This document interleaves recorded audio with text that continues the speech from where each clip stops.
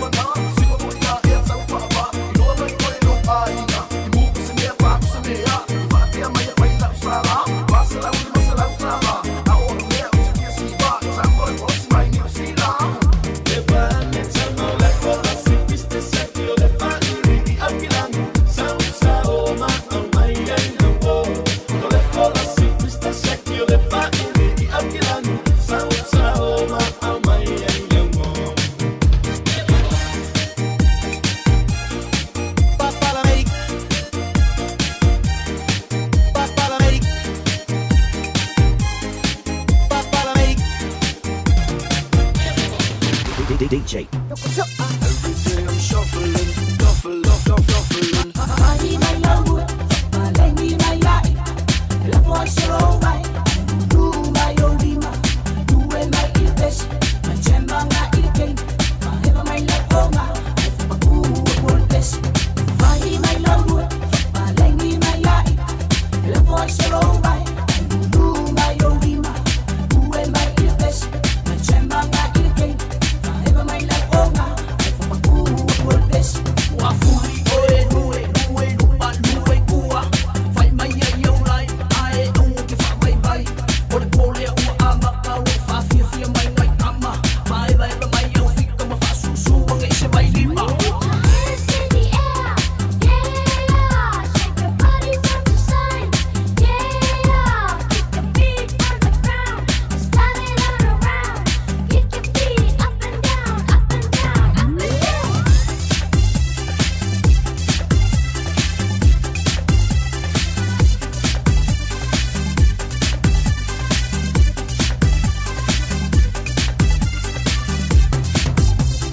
Money my love, my lady my life. Love was so right.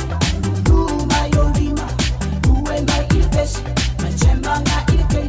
My heaven my life, oh my good worthless. Money my love, my lady my life. Love was so right.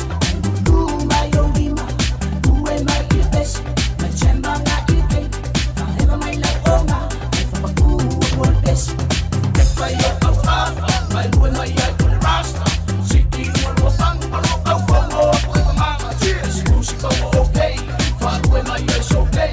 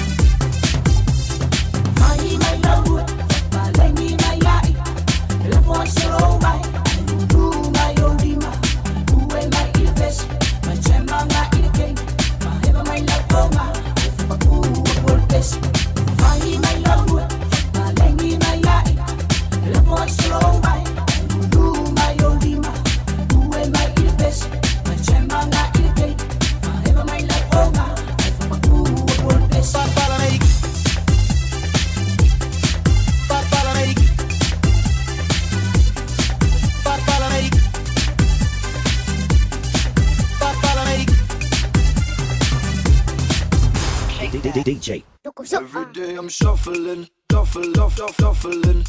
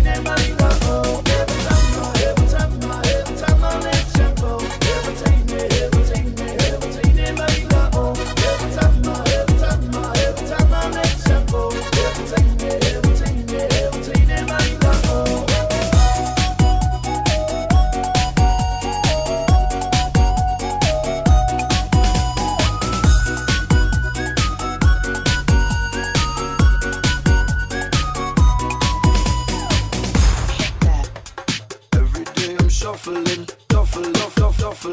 Come da tocca picchita va bene. Se tu la parla miezza americano. Quando si fa l'amore sotto la luna. Come da viene in cave I love you. Faccio non mai ma non so che fai mai fa ma lo schifo. Fammi non mai sono l'ultimo. E passa come si fa e le no ma tu ma le gioia in acqua che poi va o ma messo. Le cago quelle le gay ai che sono fu ma lo loina. Au so amore. Balla lei. Anda vale mai becca magari. E le vai a ma si ha e ho con le fa ma Balla lei. anda vale mai becca magari. Tu vai là tu me passa al capo.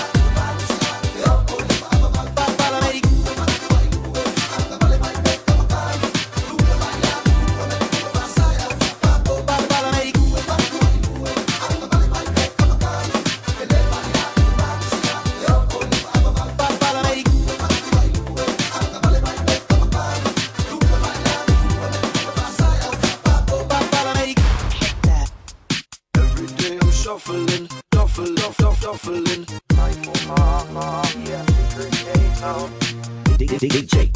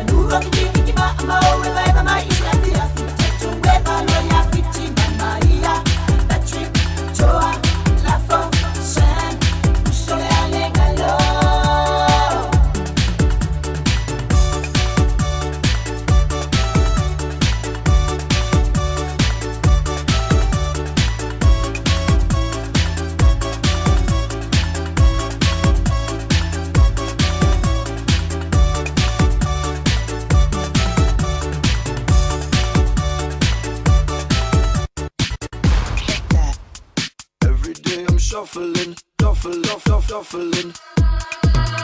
Like that boom boom pow, them chickens jacking my style. They try to copy my swagger. I'm on that next shit now. I sold 2008, you sold 2008. I got that boom boom boom, that future boom boom boom. Let me get in that. Gotta get that boom boom boom. Gotta get that boom boom boom. Gotta get that boom boom boom. Gotta get that.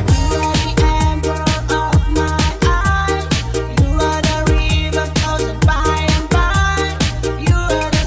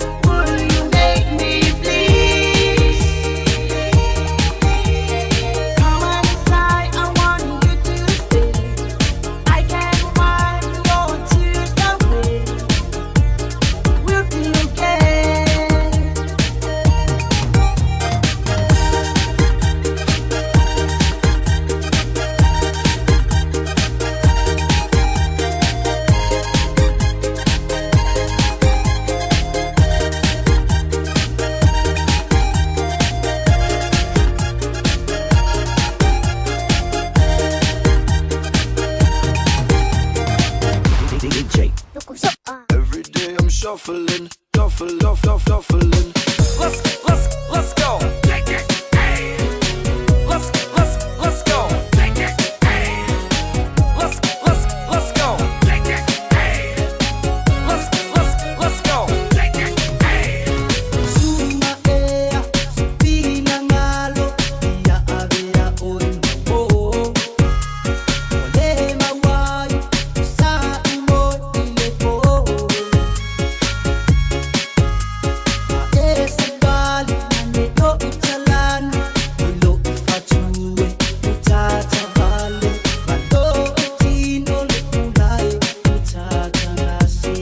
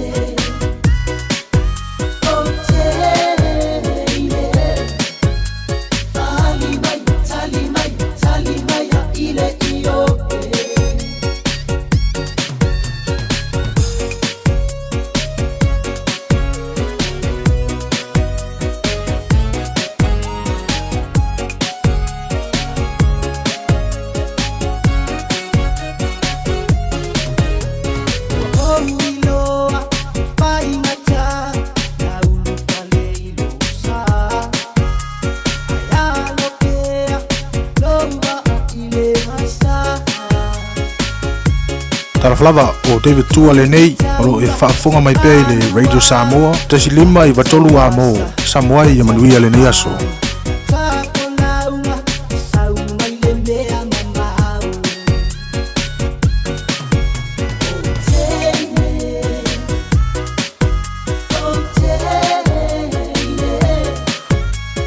Ua na o le Radio Samoa se furulima I watolu a mo e tautuaina o e ilaungangana fitu aso le vai aso. Beta Drive Doctors I le taulanga whaatau I maangele whaapea manrua mo le vaenga o so ngase pe amana o mia e whaatino e fo I matupui pui o le whana witi o tupui pui le COVID is full river mo I lato is full on tausanga malunga atu whaapea matupui pui o le flu wala au telefoni 255-25 mo so wanoe whaatino ai nei au nanga o fisa fo mai maangele I taftafane o le McDonald Amanrewa e taftafane o le Faletusi po le Public Library.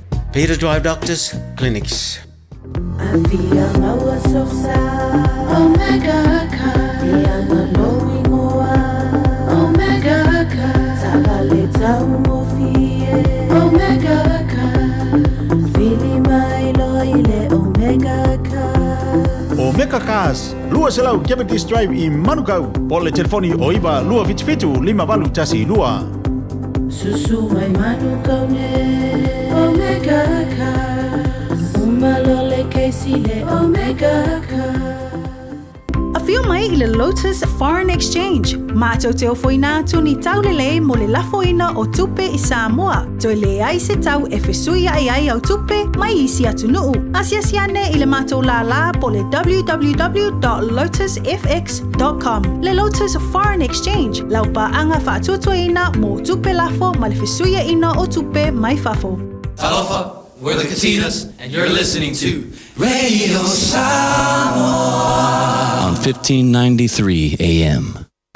24 hours a day, 7 days a week. Radio Samoa streaming live on www.radiosamoa.co.nz.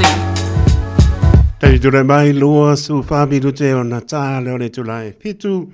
Tau tua wha wawara si ponga Samoa su lima iwa tolu a mo. Tau tono lo mrian mano tā tau tunu mai se o la singa le ne yaso I lo whafo ma lo whana tā po inga le a tolu tā tau tunu. Nau whengara venga tu tofia le tua so vine. Whātau to lia po mano le atunu I ngase o le tino. So se mauta ngase mauta malawa. Nā tupo ia tunu o mamau. Lau so tulio lanto whāsalanga to ese o lawana I alum whanau ia onga lea so te tono awani tia mea uma I le whaatasi mai o le tapa o le langi mea nei lau le nei mātango pia o le nei ia so whamarama o ke riso porovan patalo whātua le malo le tātou tuno mai lama I munga maulunga pa I se o pito I titi tālofa lama nā lole so I fō maria tau tua wha wau de Radio Samoa su lima e va tolu a mor pola stofi su lima o ku solu o lo fa mai a por tau tua ta vela lenga se marmo fonga mua sunga ya Isaac paunga ya le boa tu o fon foi na ua ma no tau tua tru we tu ye man mnia to foi mai por la tau tua le so tai au ta to lia le ngal le tai la to o ta to ma puta se pa e foi se tai mi on ne fiafi a ma no pa tai la penga venga de Radio Samoa ele purenga le Radio Samoa e me se lama le nga loe ma no lama yo e vo foi mai ki ala mal longa pe ko ka kolungi vai aso fa malu lo vai aso lamba lo malo ya ma no lama to to ya to ya bi iri nga venga mai on ta to fa yo ta to ni ona le nga maulunga vi inga po le tua ma no po sa mo pa tai le tua yo o ma san lama ya e monga I po manu ya to nga ngai po la fa mo ya ta sonu le singier fa ma ni le lo fo le ala matu langa yo o mai o me petuleni mai o soi fo mle ola e le siningia tangia tu tali mai o ia o ia tanga to manatu mai neri ya pa tai lo na lofa ma lo na ngale le ta to vala never yes ya le vota to ma puta lungo pe am ngalo e ta to fa o Radio Samoa su lima e va to a mo ma lo fa fa tai le tu lo na ngale le ya inga tai tasi o tuno e mau le po e tuno ta to no pia ya ma ma ia long si ta to fam dang sa me lo ta to tua pa tai po nai ma tua excuse me ya ma se labo ya long fa na tu na tu ya onga ya ma lo fa tai te lo me lo tupu mai nei vai tau to sanga ma le to sanga ya ta lo lava ma tala o ni o ta to tu mo moi me nga sa ori ka poro so ori ka ko ai a matala ya pa penga la monta to wala I pe ya ma mai pe o hangi e me tangi ki apolo ya ma ki e ku o so fa man maro ke riso yo e tu di ser ki apolo ya me vi anu pa na o penga I fo I ma onga fo I ma to ma lao I de tai mo tai mi ma lo fa tai ma tua ya lumana ina o ainga lumana e ka le si mo no ma lo ya pa pena lava pe mai fo ia tam fa na ya lum pa na lo wa fine lo tri ya pa to auto fo le po ya wa ma lo fo bo na ya lum pa na ma vi ngai le tua los por vidu te ona ta le o le tu la fitu ta fitu a wina tu muli o ta tu ta la pe pa ponga ile so a wina tu ta la tau ni so fa si silanga pi ang ma fa a por fitu tala tato leino a se for malo le tu no to fitu ta si lima I va to no mera I want to go for tato email on the air at radiosamoa.co.nz. Yeah, my Facebook page, my YouTube channel, Farm no mobile late. Pay money, my pa for fitu. Tare tu la malu. Hanga me for leo o le fondo la to proclame per tare tu la malu. Hanga so for le sei pa istemio le fiafi. Man via na pa sanga la to ngo la o pa ngai telephone yo. Le la mar tu atu yo ta fa ta wana le ale. Pa ta fi ya wo o tai. Pun le ka mal lo makua le la ma o fa ngai na telefoni mo io poi atu mo te malawa ile ne fiafi o para il male para il tala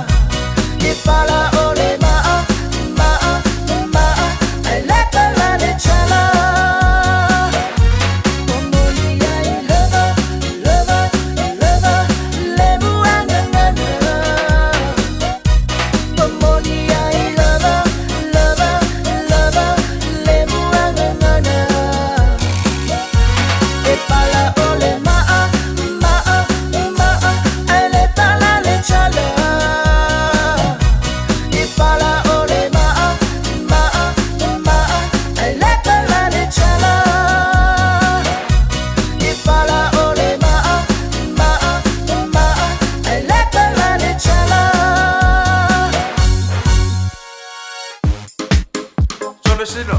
Ja. Essa var det ingen där. Wow, seki jag ingen last men. Ma vai penga. Penga moi. Jag ser vad jag vill pello det ora mamma. Esse suma o seu fia poco. Fato sapei ole colo moco. Ei lava o seki apolo.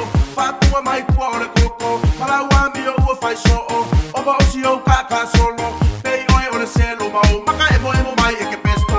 Pepelo. Se suma o le pepelo. O ma o la pepelo. Se suma o le pepelo. Se suma o le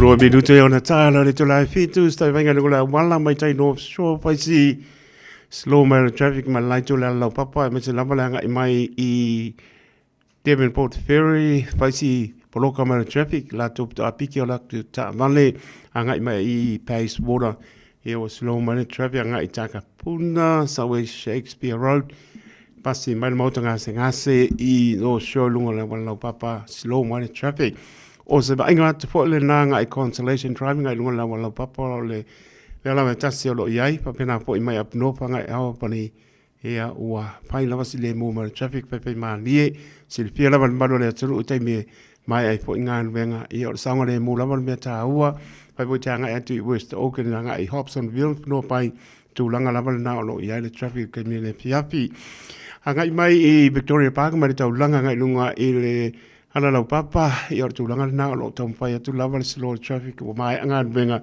ia e umalama I mauta malawa sabi mai tai pe kene danga I Oniowa Road o ko slow traffic sa more tu pele le patoruina o le saunga le mulava le mea ngangi ai Ia le tautua le Radio Samoa e o umala mai mauta malao te ua painga mai po le afiafi. Wai mai kare siti anga i New Market kai pa pass Spices Law traffic anga i Manuka Road se vai ngapore na anga i Rimwell Road anga i St. John Middlebank GI Pilgerton Road anga i Pemiua o le tūlanga rama na o iai a me puti anga i mai Ellerslie Highway Mount Wellington Highway sorry o mo ko apo loka o se ainga mai ka i West Auckland Lincoln Road tanga i lunga i Henderson Mall was low money traffic anga i lunga i Glendine Roundabout Great North Road pasi ia Waikumete Cemetery wa umase singo po ia Kurimea Island mo anga i lunga Tiverton ma Wolverton ia New Windsor Road longinga mo lo mai road i fo lalo hi Sparrow Motorway ia nga fo le Mega Bridge longo winga airport ka ko ia e umala mal me lo fa mo malo le tunu ia nga mai lunga i Greenland Roundabout Spices Law traffic nga lunga motorway sa ia ma to pasi ia Silver Park Overbridge ia o mo kwa slow wall traffic pai mali pe la bona fa yatu e umala me mota malawa ile saunga le mu e ma ve ile to wa manuia po ne yaso pasi mai Manuka Road le tautua le Radio Samoa ia pa ko fa mai tautua le Radio Samoa ia nga po le i Manuka Marua South Mall slow traffic nga i Takanini Babakura buke ko ia wa nga po inu tutua oi sto nga na i ngola wala mo se pil malo ta to no ai pai mali e umala me moto malao pe la nga e pai wa nga ngan wenga ia pe la mo na pa yatu matu wala lo atu pai mali e le lava le tau no saunga le mu ai le se me o fa no no ai le fiafi ia tau no moto malao be ile tu o popo ne yaso lo na lofa malona ngana lei so venga nai dunga la wala mole si pe malo tato no ina ua tu lai mata to taimi valu minu te on tare le tu lai pitu ia tare pitu au na to tato tana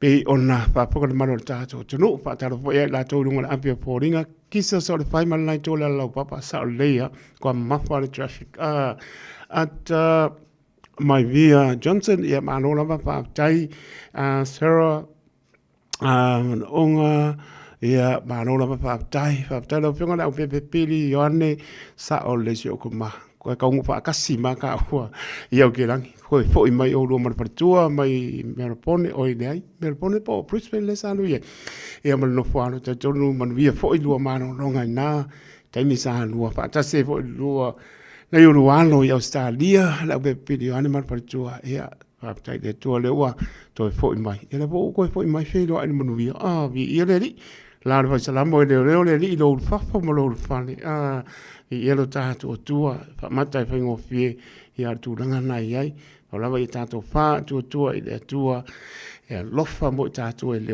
lo tato me anga ai tina ya ta ele to le pai ali pele mai Australia ma le ai ngari ia lo fa tu alo sina anti pa tai e va mai merabat ia lofa te latu ta vita sa foi ia malo lava fa tai malo lava le mai la to malama o lo ma to mai le tato musika le ia ona mina to leo tato tala pe pa ponga le sola mina to muli yo e sa tao Sali, eso, se me quiero que yo decía. Soli, sai che tinha con o fa. Ma qua mi le ya. O vengo. Qua fa. E aí, o io Simone. Bomba.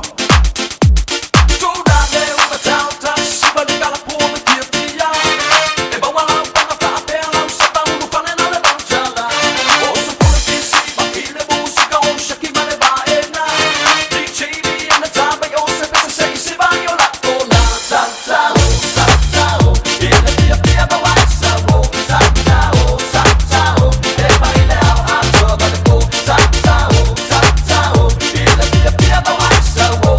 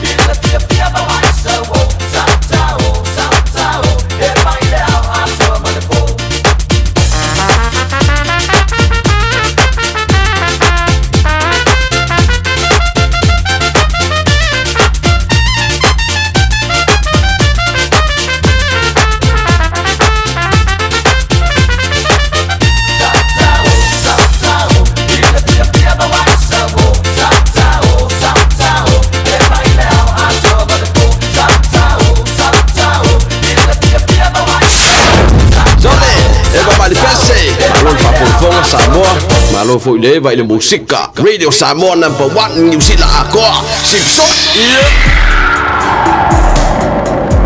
La ubele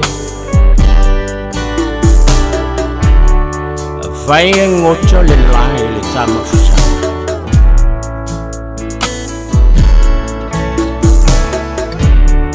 Oje jojo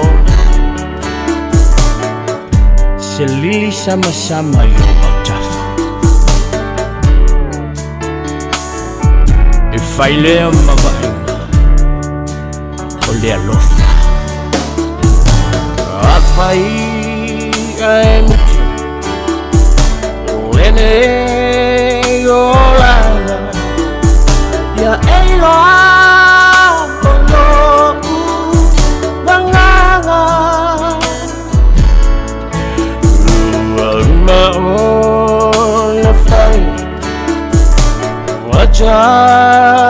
Wachala Objeto taselili sama-sama yung tafa-tafa Afay na foyelitaya Iame olela Namachala lona funga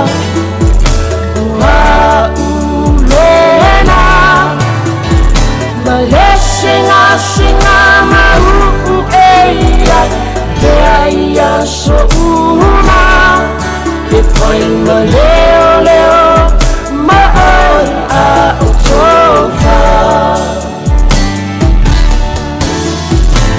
Afai la foyelitaya Iame olela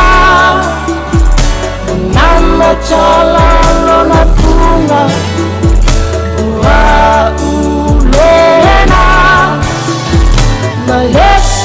Singa mahu eya Eya so uma Ifoi maleo Maoi a utofa Wailema Wa'ayona Silofa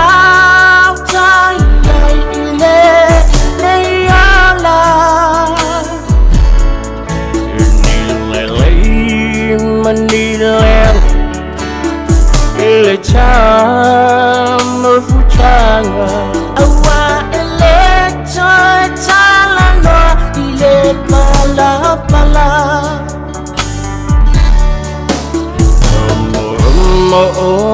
Ngana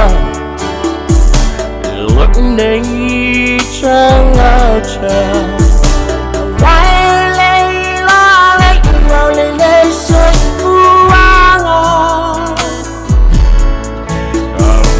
Java aselu Chacha fola umai Tasilo cha alunga sa alungani Afai la foyelitaya Iame olela Namachala lona funga Ulena Singa mahu eya Eya so uma Ifoi maleo Maoi a utofa Ua na ole Radio Samoa se furulima iwa toru amo e tau tuaina oe i lau ngana fitua so le vai aso. Usi mai alau whaafafonga. Talafo mai Samoa yaso taitasi. Ua au mai amo oe ona o le langolango mai a le talofa voucher. O tātou wheroa iwa mafuta le nei asa fau, whaatalofa isi o tātou watunu o, ia usi mai alau whaafonga. E toa tere tangata le tātou watunu i Samoa. I lātou e leo ni tangata anu o New Zealand le awhito ai nei ma le si māwarungai o le tatongi o visa uru whale i tatonu o Aotearoa, i le amatanga o le masino o ke topo le tausanga nei. O leo wa whaelo lau tele mai e le vaenga o mta uputau whimalanga inga le malo New Zealand. tau fau o le asi iai le totongi o lea au nanga. E le ngata o visa asi lea to tere o tātou tangata e tālo sanga iai. Pe a fia malanga mo ni wha avelave manisi o fuafuanga wha le ainga. Ai o isi fo i tu ainga o visa. O le teimi nei o le totongi o le visa asi e lua se lau ma le whātā la. Ai o le tau fau e 5 se lau tolus furufitu tāla Samoa. O le working holiday visa o le totongi o iei nei e tolu se lau iwa sfuru whātā la. Ai ao o atu le aso mua o ke topa, wafe ma le 5 sfuru ono tā la. O visa mo i lātou e fia o ngai New Zealand po student visa, ma le 5 se lau iwa sfuru tasi tā la o le totongi o lo iei nei, o le asi tia le afe se lau valu sfuru lua tā la. O mafu anga tau tupe maua e mawhaiai o na whaanga ioi lea o unanga le malo New Zealand, o mafu ai le si i tanga fau. Peitai mo tangata Samoa le vaia o sa si i tanga ua wha au popo, i le whainga tai le toa tere o le whainga fau o whaanga ioi ai nei visa, o le tālo sanga lea e whaanga ai feso o ta inga interneti po le online service. O le sa iri ringa na amata mea ai ma wha ma i te le wha laptonga le toa manga mo e popua ngā tia, ina ia su e ma wā iri umatulanga o sa uanga o lo tutupu i Samoa, ma fiai le tu pa ta mai tai ma fana utene fa pe fana witi o le ua mai ma o le afa lawi lo lo tere le sotofi le vai so nei i se sauninga e fai le fale tali malo o le lava hotel o se sa idi linga po se research study na ngalu lue fa tasi ai le to manga ma le University o Samoa fa pe le University College lo ni tona i Peretania ma le official nu mela fa mo wina o tatu malo. I se pepa wha lawi loa mai wha laptonga o le tō manga mo e pōpua ngā tia o lo wha ilo ai. O le taunu unga o le sa i di lingo le atu ina atu le malo ma ua unanga tū maoti, wha pea ofiso suyo malo i fafo. Ina i o la atu si le fia i le tūlanga o lo iai sa wanga i le atunu umava no ai, o na whaia ni ngā ruenga fesoa soani e tau fia ai. O le mai au tā longa le Olimpeka na whaia i le atunu o Farani ma ua toi taliu manuia mai i Samoa la na au ta alo. O le sururu o le vaso nei na whaia ito e sauninga malango mauilo na ai ngai malifa, le whaia aonga le tātu au fusu, le sunga laino e lika whatupaito, le ana mariu whaafose i Farani au awa atu i tā longa ale Olimpeka. O na to e sauninga sa au waire Minstown tā ngā luenga o tā longa, malanga oa mo le soifua fia o tangata, whapea le Pelestene, ma le ofisa siri masuia le ofisa o tā longa Samoa le Cessnock. O le minsta le afionga lau matia manu Rinko Purcell, na whai masui o le malo e whaia se mori mau, mo le whaia onga. O se tasi wai longa le tā longa le fusu, sa manu malo ai ni pine i tā longa malo le tāngpulenga, whapea tā longa ale Pasifika. Wa amata na whanga solo tā longa awheletia kolisi mawaru lunga i le tunuu, e peona amata i sone, ua vai iai kolisi le malo, o kolisi o e kalesia ma kolisi tu maoti. O le solulu na whanga solo ai tā longa le vaenga o le sone a, i le malai o le Pier Park, ma ua whailo ai e le lango ia tā longa le company o le SAP, whai unga o tā longa na whiangai ma kolisi le sone a, i le vaenga o lii ma tamai tai. O le whaatūlanganga o tau ma whai ngā whanau lea o te lenga, i tā longa a wheleti mo le sone a, o tamai tai le vaenga la iti po le juniors, o madu malo ai le kolisi o Samoa, tūlanga lua le kolisi o vai maunga, ai tūlanga tolu le kolisi o ano a maa. I le vaenga le intermediate a tamai tai, o tūlanga mua le kolisi o ano a maa, tūlanga lua le kolisi o le vai maunga, tūlanga tolu le kolisi o avele, ai le vaenga mātutua po seniors a tamai tai, o tūlanga mua le kolisi o le fifi, tūlanga lua le kolisi o ano a maa, ai tūlanga tolu ai le kolisi o avele.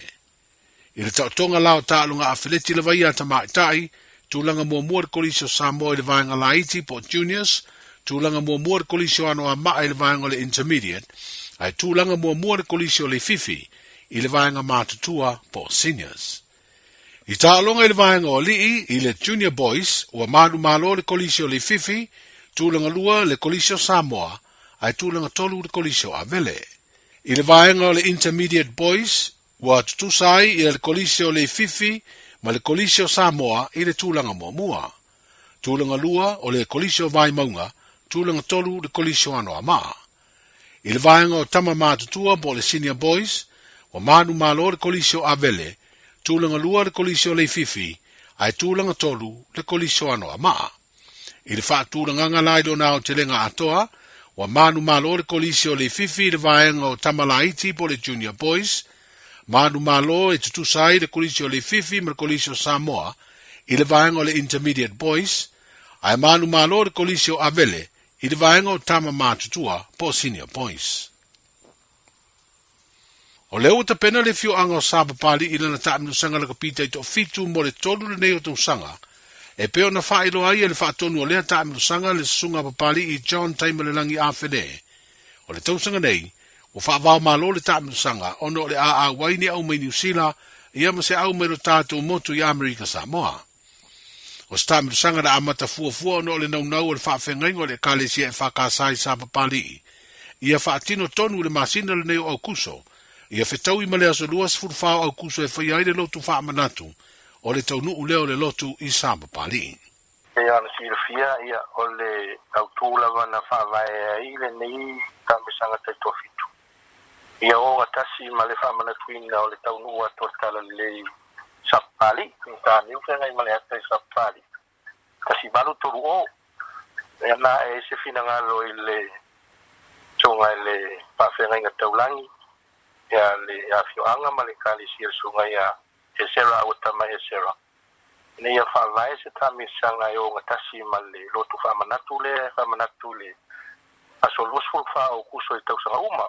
Lea vape nei tausanga leo wauli a il se lau iwa sful wha tausanga. Ia luan tau nuwa tūtala le tani uwhenga i male aka i Sabapali.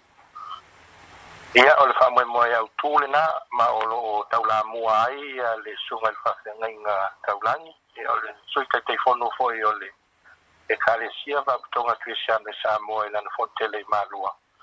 Sunga ia e sera o tama e sera. Ia whapea foi ali ima whai pule o le afioanga. Ia male kalesia le taula mua i le tūlanga le kamesanga. Ia o le teimi nei la, ia o lea o whaasosolo i na tele kamesanga. O lea ua tau o le international ta niu whenga i male aka Sabapali Sevens. Ia lea la wei ai male naming sponsor lea e langolango ina le wha moe pio na mata mai tausanga watua nai. O le Federal Pacific, lea la ua tau. Feedback mata niu whenga i male aka Sabapali Sevens. O le tausanga nei au tanga mai a morsifia. O lea ua whanau tele atu le nei taito fitu wafi aila male tamisanga a onga.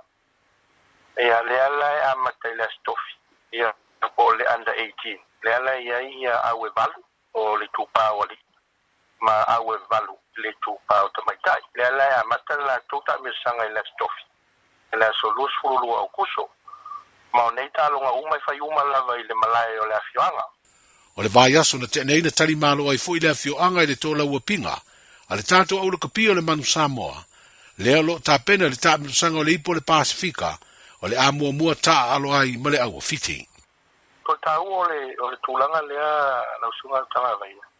Ia ua le ua tani foi lea ua mawene ia manoa e somatu nu e tali malo e fo i tato man Samoa. Le ngata foi na ofo atu ia se tautua foi a se aulanga le afioanga ma le karesia. Al tau le silsila me o tupulanga o le afioanga. Ina ia fao Sofia ia moe ruanga wa ia le tūlanga la valtalonga la kapi. Wai ia se mea le whai au tanga vai. Wai vai a tūloa i le tamo le man Samoa ua savali mai alu koleni ma tūlanga vapena. Ia e fao Sofia foi tupulanga i tauana o voi la tūlanga ua iai. Mai se voi la le taua le matou foi mai taua tūlanga sa e tato man Samoa Sabapali. Taua ia mo tupulanga o le me pitusili na taua ina ia mauai manatu malangona lelei o wale atina ina o le lato ola tupuai ia awa so lato manuia o le manuia voile o aino manuia o nuu mai kalesia o le whaatonu o le tāmusanga le kapita i to fitu o le fioanga o Sabapali le sunga Papali i John Taimalelangi Awhene. Tala i o le nei aso Saifua. Ua na o le Radio Samoa se furulima iwa toru a mo e tautuaina o e ilaungangana fitu aso le vai aso. E silia ma le se lau fala oloa I Samoa e mawhai ona whaanga I le talofa voucher mo whaatanga alu a inga. E le atua lava se 5 minute lafu antuai mai New Zealand, Australia, Amerika, mai si antunu. Ai tau nuu I telefoni maolo e whaanga le talofa voucher e whai e le whaatau. E mawhai fui ona tungi e tuai le cash power whaapea le pili o le vai iso o se taimi. Anga iloa e le www.pacific40.com e lafu ai se talofa voucher mo lo a inga I Samoa. Mo nisi whaamtalanga vala umai le olua tasi o valu tolu lua tolu po le info@pacific40.com. Nau tui whapakora manu o tātou tonu le winatu muli o tātou tala I pēn whaponga I le so. Whamoe mo iele lofo le ria moli lo tōso I pōro tātou wola I le aso a tae ao. Toi whaponga o tala mai si o tātou tonu o tau tua au tanga vai a tipi au tanga vai a. Sta vainga le tala le tau mōra si pēn manu o tātou tonu. Ono tu mau vera pamawina o kilani su 5 le maununga lo iai malo na manu le fiapi e spulu mani tasi sabiliang mei sau te sipo a wani spainga o kilani le so. Ea papena po e maapuna pana lo Yesu 5 le maununga su tasi le manu le po. O le aso atai o le saparoile pa me a wapa o po naiti imunga a wapa su fitu le mela pamawina I le aso atai au. Ea malo na manu le po e se fulu pa uti imunga po I le aso na I a wapa su fitu po le mela pamawina I le aso na I malo na manu le po e se fulu ma le fa o winga po ina le tau ia le mai le sa pa uti imunga a wapa su luiba. E rolo le mapuna pana I le asa ea manona manu le po su tasi lona maulalo. Vai ka ngata I pale mo la to ta pena iai ia wasi mai mona pale donu tau le sofa pena po ea tae ao e o lamba I la so na I le tau le sama la sang fo. Ia le lamba ta pena me o silpia amelo faola telefon fia vai o han pe tupu mai na ta pena iai. Fa joanga le wodo safety ni sila maritime ni sila.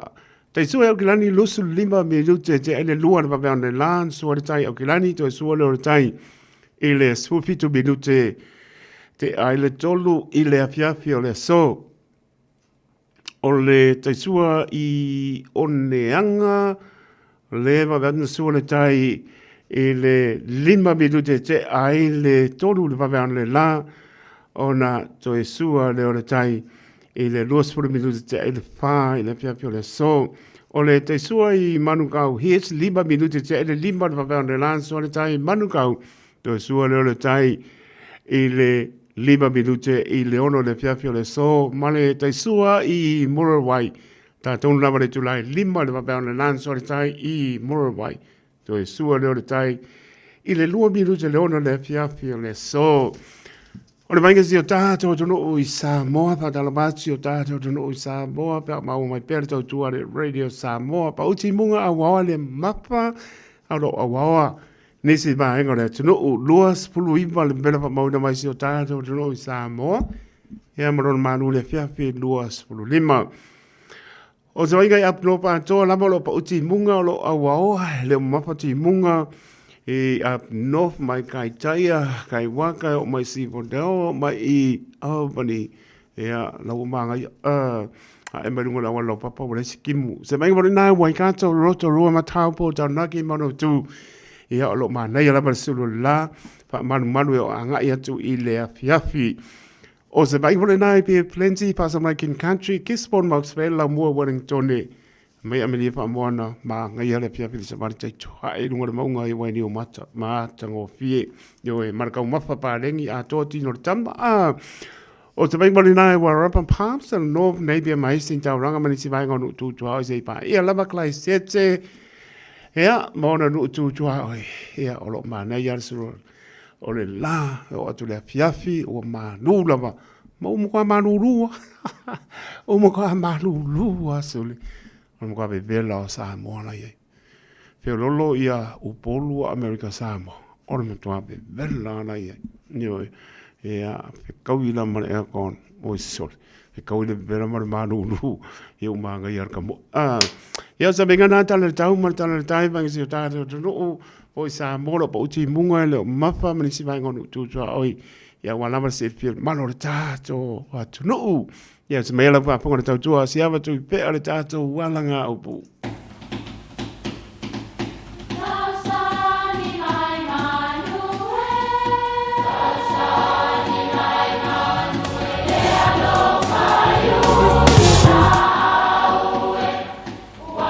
E o whanga manu i ululu o la au, awa e whawhanga i funga o la au. A o le tangata e whawhanga i upu matala.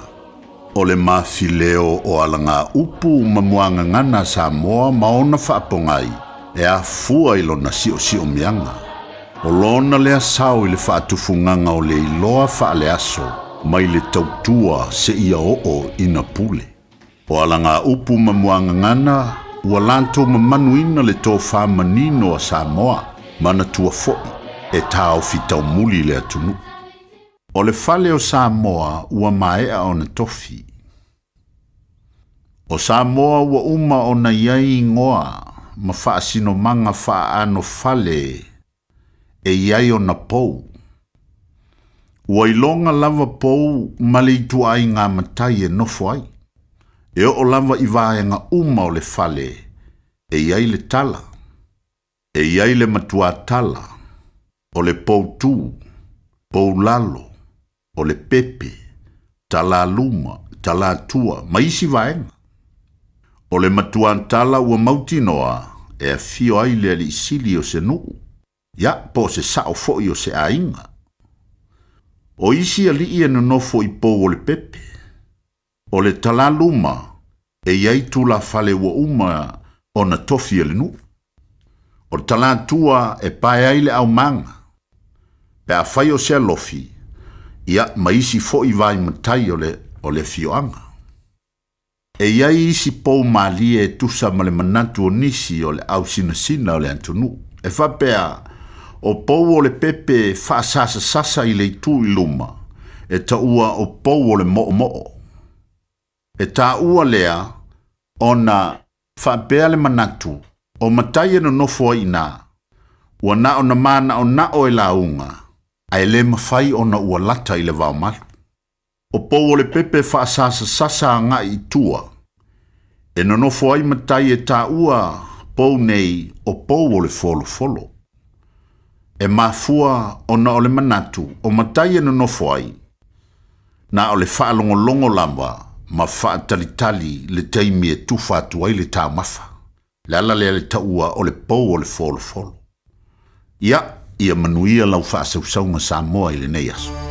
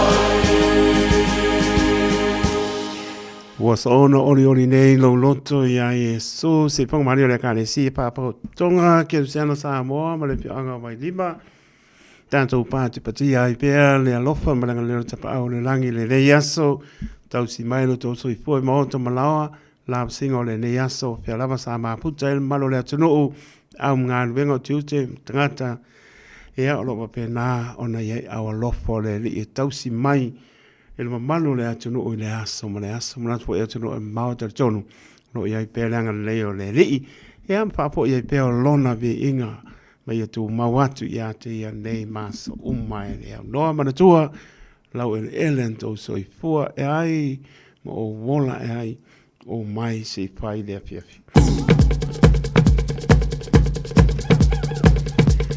Nai mitu lai mai lua sufa mara mitu te wate ai le tu lai fitu nai mitu te tala le tātou laina na usi le fia pe au ieni aso i fua le so ma le tai ao ma le fiafi toru fitu tasi lima i patoro numera ma la au mai ai au ningano le tātou i meli on the air at radiosamoa.co.nz Facebook page marungo le YouTube channel ia mai view sau le akoa ke le tātou amno, pāmano, pai maa lia mai lau sāpe apa tātou fitu.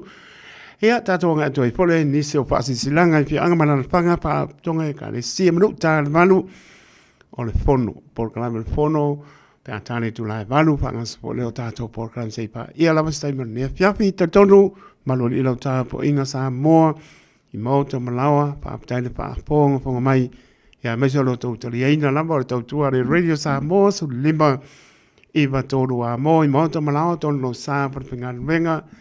Ia, venu po ia tūru e mamau pa apetai tele, lango longo mai.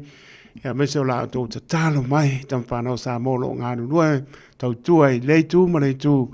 Ia, walama se vi ingo le tua po ia tu. Whaiwa ta po ia, ia, e manuia, pa mano, pa apetai, pa mnia le tua sā mō le tātou fō longa.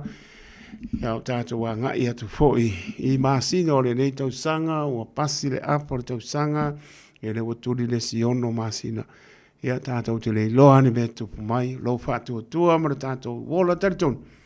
I le tu la fō, ia lama le tau soi fō, mara tātou wola, i a aua lofa le li. Apa pitu, ia, ona tala le tātou le nā soi fōa. Pātara wātu, pere nise, o so male male ainga i Manukau City, mā lola ma whāptai le mai, ia le ri o nai manuia, nu au sala ro pati mara inga mai California, Amerika, be bela o kou, nu au sala ro pati, o mkwa bela o kou, mi oi, au mkwa mai maanga ia le manu duo ma kou. Kisa sa o le whai, ma lai tō le lau papa, whaptai tele lawa ma pta mai, a me lia wha moana, ma no le eva mai, ma no pot ngā lua ne aso, a me lia wha moana, mai ngā ro eva mai la mua waring tōne, lofa tu mo tō manuia poi, ia fuanga le ne pe fiafia mai so le atole malo le tato no so ya Nicola ulu ia lo eva mai o le want to heal darling hapa o voice ole alu lungo le monga ngai Liverpool lai pa pe ba nge o ke la nge se want to heal ngai Liverpool Nicola ya ngau pong sa ngai le mong lo fa mo do mar pa tua lo fa lo sini Australia Nicola ulu fa tai ma mai ia la to umalama lo ma puta mai tunu mau alofa te le atu tau tua le Radio Samoa papai le mai e beso au ke lani manu tu tra o i oi ole na tu mai o tinga o te tau aveina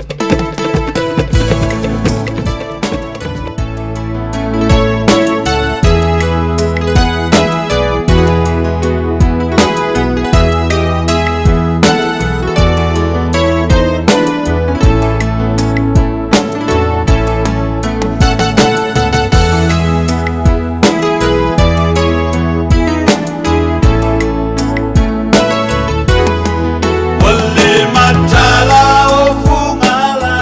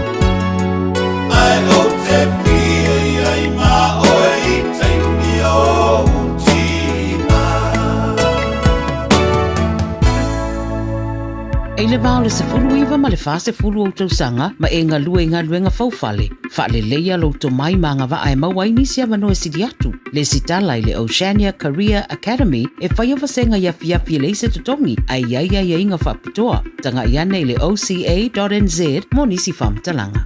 Talofa Samoa, o Atish Narayan, o le Licensed Immigration Advisor mo le Auckland South Immigration Consultants. E visosoani mo so se tu ai ngā visa e malanga mai e New Zealand po Australia. Telefoni mai nei loa i le o valu o tasio no valu fa fitulua. Po le olua tasio no valu fitulua tolu o. Radio Samoa. Taslima iwa tolu. Ama.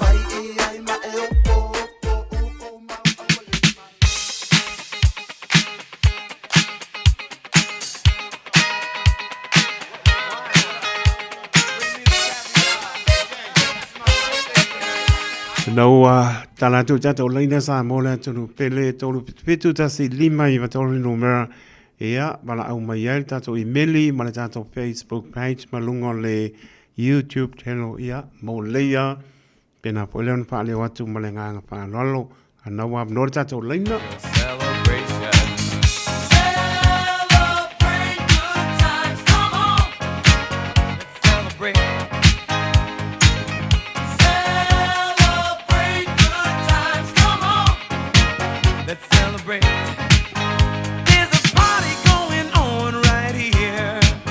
Mo le no sa no mai talofa. Ma no se fua talofa. Ia talofa, manui pa talofa si lo sunga tai to lo tu mai foi. Ia, mo le no sa no mai tina. Ia, pa tai mo la no. Fa manui a tu la fa na o te mai tai le o Margaret Akin. Ono le asul lo na se fa na le sfulu lima le nei. O tua aktua ilo la lima spuru fata sanga ma o ia foi le un matua na yo na matua e un pai langi le po la nga yo matua e pai tadia sakaria Margaret a o le un matua ia lo fa mai a vai a stadia mo e a lo fa foi lo tua nga le ya fala va au ma me ma le fa nau fa pero so ya pa futi ma fa nau ia ma lo so ya sta in America o di viene ia ai fasili ai la valo fa angau o lo tina fai le lunga telefoni ma le fa na o ma le lenga pen mai nei Crelin fa fetai tele la tai to mo le avanoa Tai ma lenga ma nia le api ia fa sei fua ia mo le no sa no mai talofa la taloto ma no sei fua mo le ta no tai lava mole avanoa ia o le asa sifuru lima nei wa atua e le sifuru lima tau sanga o la utota lea o Seiva Irina ia Seiva Irina pai le tele o whaalongolongo mai na te ali mea tau lotu ia o alofa anga le avate lo nana i lunga le telefoni ia alofa le atua fua i tino maalusi a te oe whaafea ngai ma oa onga ai mai se o titono o le lotu manuia le atua ia ti o ia maua lo ustai alofa i o tuangane ai mai se o uso o lo wainga ai mai se foi o so se tasi tono le tasi wainga ia alofa fa maoni ia te ia ma muna ne tau sanga tele wa ato ia ilo sifuru ma le lima tau sanga ia alofa angana avatu se unana le lunga telefon o liana sawanga pavitai lava tai tomo le avanoa Tai yana mana mai mo le api ia manuia foi le afi ai sai fo ia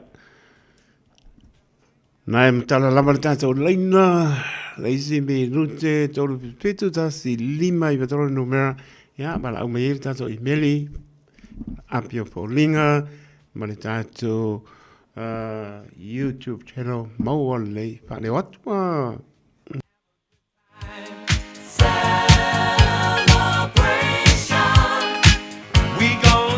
And have a good time. It's time to come together. It's up to you. What's your pleasure? Everyone around the world, come on!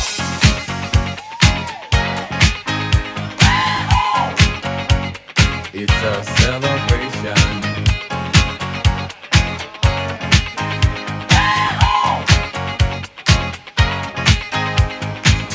Vai vai sato emaili po le tato apio folinga ma le YouTube channel a le ailoa. Ea, ta pena po el proclame stato pese ma le ngang pa lolo. Let's celebrate.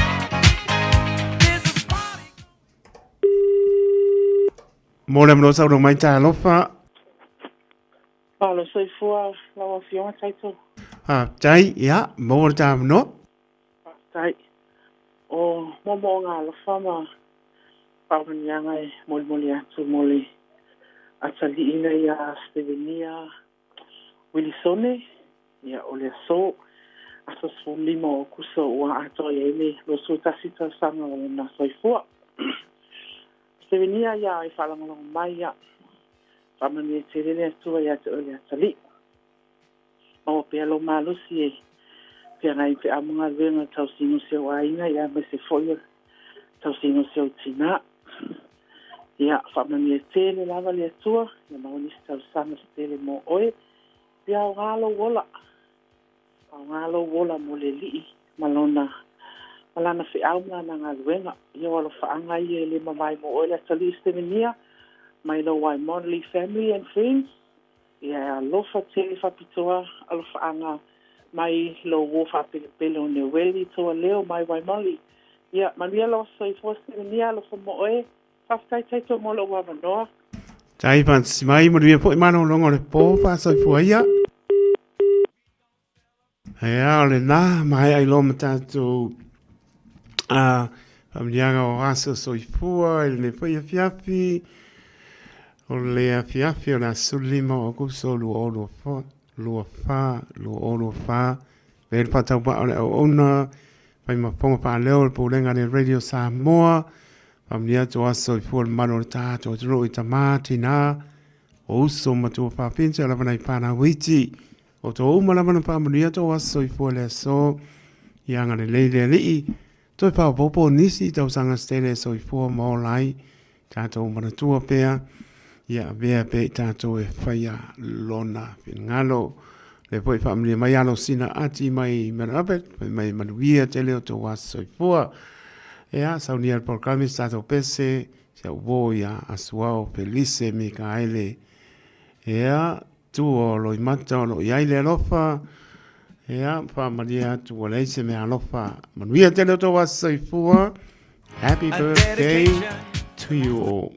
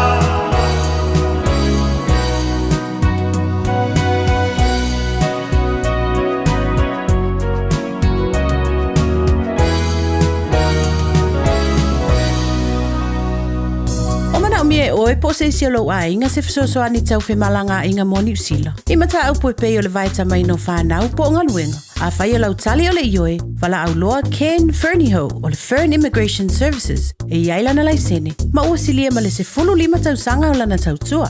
E toa tele tangata o fisoso ani iai Ken, I mata upu tau fe malanga inga. E au fia I mata upu na o atu le tribunal, ma apili le minister.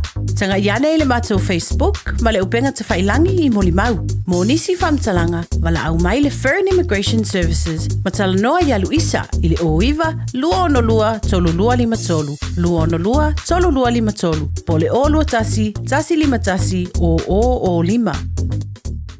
Avia maua sosa Omega ka Ia maloi moa Omega ka Tabale tau mofie Omega ka Fili mai loile Omega ka Omega Cars, lua selau Kepetis Drive I Manukau. Po le telefoni o iwa lua fitu lima valu tasi lua. Susu mai manukau ne Omega ka Umalole keisile Omega ka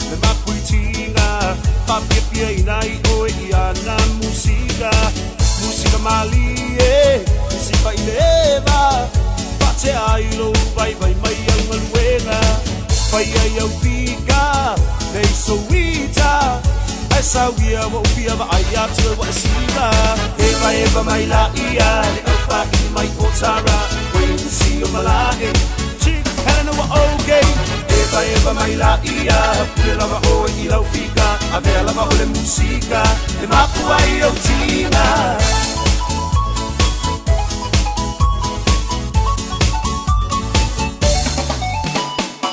Nai au whaanga, nge vai vanga E mamoli atu le nei pisa nai o lo whaanga Le ngata I au te roa, whapere lau rangi atoa O amo o ngai whia tau tua mo o e Samoa E ala I le taleni, o le musika E sa wia sei e whapepia mai a ita Eva mai la ia, le au whaini mai o tara Wait to see o malae Helena wa okay Eva mai la ia Pule lava o I lau fika A vea lava o le musika Le mapu ai au tina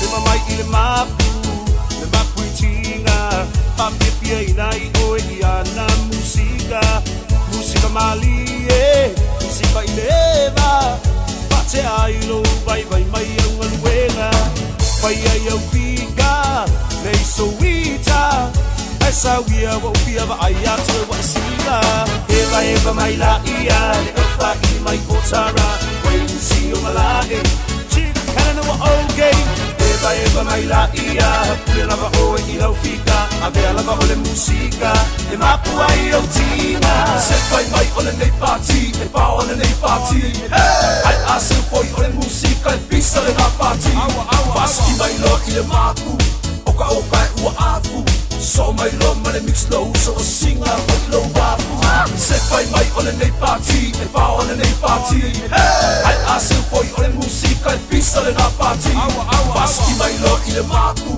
Oka e ua afu So mai lo ma le mix low So o singa mai lo wafu Eva mai la ia Le au whaki mai o tara Wait to see o malae Chief Helena wa okay Eva mai la ia Pule lava o I lau fika A vea lava o le musika Le mapu ai au tina Eva mai la ia Le au whaki mai o tara Wait to see o malae Chief Helena wa okay Eva mai la ia Pule lava o I lau fika A vea lava o le musika Le mapu ai au tina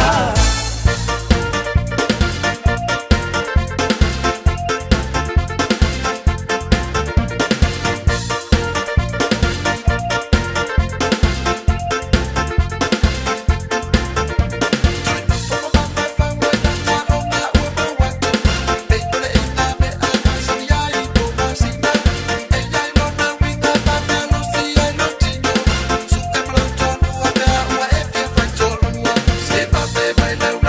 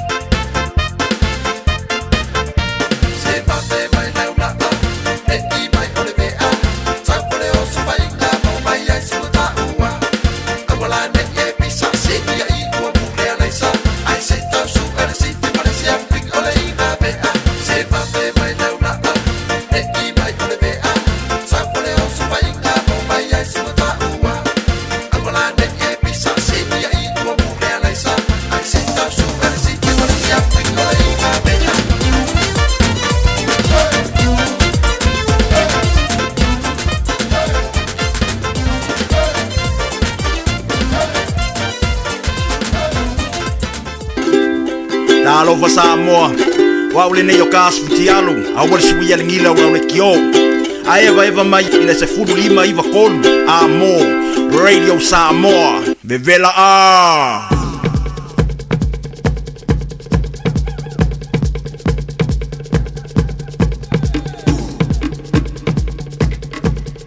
Ole te vere tole mai tasi bra birute ona talo ne tole valu ya la birute fa por valu tato jo por clambe al fondo ya pats mai po ile sunga pali itunganga pe por sunga Ridley Wright ya te tolo ele award si film valu tato to no le onanga po el fondo ya me se po I ora onanga matango fie ole so fu mano loina telefoni si tu langa po ele yo ya si film manorta to no ya ai ma ye po ele fa pong mai ya la sau no po eta mali ila o po imtata pe ona nganu lu e po ya ai po se me ta no si le la pa pena po no sili le wa ba ya po ni utala lo pa pena ona hanga yesela ta no po ne fia fia se mo pa mo Pam talanga o unanga ese ma la to ngā ruenga I le tau tua o tangata Pasifika.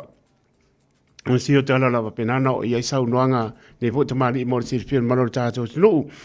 O unanga I le ese ula ula I ho e mtau tia o le a sau nopo iai le sunga pani I tu nganga I turanga umalawa ia. Ia maise o le kapane o le veipa sapa peo se e saunga le mu. Ia le o maa uama manino o le e matau tia. O le mkwam kau kia I no le kapaa no mo sika reki le kau mawhai le malo le atano. Ia la marino au I fo e sau no fo iai ia I la ua nepo. Au nanga le soifua maro lo ina. E me sore au nanga fo mai. Au nanga o fo mai nifo. Papena fo I au nanga le soifua maro lo ina. Ma le ola manuia o tātou ma fau le ngata lea. O Senia Careers Academy. Papena fo le fa manino le fono model of care no foanga ese o le fono ia e fa fea o na mato fa so ta I fono fa I longa o le newsletter ia o tulanga ia o lava penan fa fonga pe iai le malo le tunu ia le fa tsimai ia tamali fo le fiafi ia ver fa tau ba le ona e fa ma fonga fa leo o le purenga le Radio Samoa me so le malo le tunu Poro van pata lo patu e fo la sunga fali I tu nganga pa tai o le wa tau nu mai o sa ni fia fia pe vol sunga ya Ridley Wright ia se fa pong mano le tu nu ia po pe la vanga ia lu sa no nga le o por si fia no fa sa tu ya ma te o le upu I le o nanga po le fono pata la patu le nganga fa lon ia le nganga fa tai lo sunga le ia wa o fia taito Ia mo le mawa noa fo I wha aro le nei tu la fiafi. Ia. Wha ia lia. Wha tawa ai. Wha talo wha aloa ia toai le pa io. Sa mo wha penao na wha fonga mai. Ia le nei tu la fiafi io. Wha ima wha tawa amali. Sunga ia. Really ia. Wha ima sui o le fono. Tanga luenga le fono healthcare. Ia wha pena fo io na wha lawi loa atu nisi fo io. Au nanga. Ia e ao na sila fia le tato watu no. Mea tau soifua malolo ina. Ia whatalo whatu foile. Pa ia sa mo maua maili nei whasalonga. Ia pa ia ma malo le ali o iei se mafam talanga. Ma le nganga I whaaloalo. Ia. Ai la talitonu. Ia la nai vave le tato taimi. Ia wata foi ona whanga solo ia le tato talanoanga le nei tu la fiafi ma le nganga whaaloalo. Ai la tu atu le sunga ia really ia na te whaalawi loa foi. Ia au nanga. Ia masina talaanga lai titi e winga foi le fono. O whiana amata mai ai tu langa whapena. Ia e o mai le nei taimi. Ia mona ia ma o nanga umai te tau na nofo sila fia ele pa ia o si o tatu watu no mo le nganga whaaloalo. Ia mana tore toi wha siria se leo Samoa wa o mona sano whawhiroa I rusunga ia papari ia polo uso foli nei tula. Ia o taripu po ulawa ia po whiana whaavai ai le mātou whaalaput potonga. Ia na amata le nei whaalaput potonga i o Aukirani Sisifo. o i Auckland West, i le tasi iwa walufitu, i nai fō mai, ia mai se fō i nai nurses, Pasifika, ona o lato walo lofa, i o tātou tangata, ona o lato wawa ai mali alofa, ia e moni lava, ia e whaingo whie lava, ia tātou, ia ni mea le ngangana, ia mai se fō i roa lava tātou, ia tūmbaang le tātou wanga nuu, a pere mea nana a matai, ona walo lofa, ia e mo ia vai ane le whaafafonga le tātou watu nuu, ia e malamalama ia pāralangi, ia e le malamalama tele i o tātou tūmbaanga, pe se talipūpū lava lea, i wingo le mātou tala anga, ia nei wha la putopotonga, ia malo whaaro lava, ia whaafutai. Ia. Malo whaafutai, telangona le la matou. Tala mea whaasolo a lawa whianga le au au, a taito. O au nanga le alifono, waili e te sauno ia au nanga alifono pe te. Tu ia oi, e whaingo whie lava tāua. Ia au nanga alifono, ia ue iei le mātou le vaenga le wawaia le ia mental health.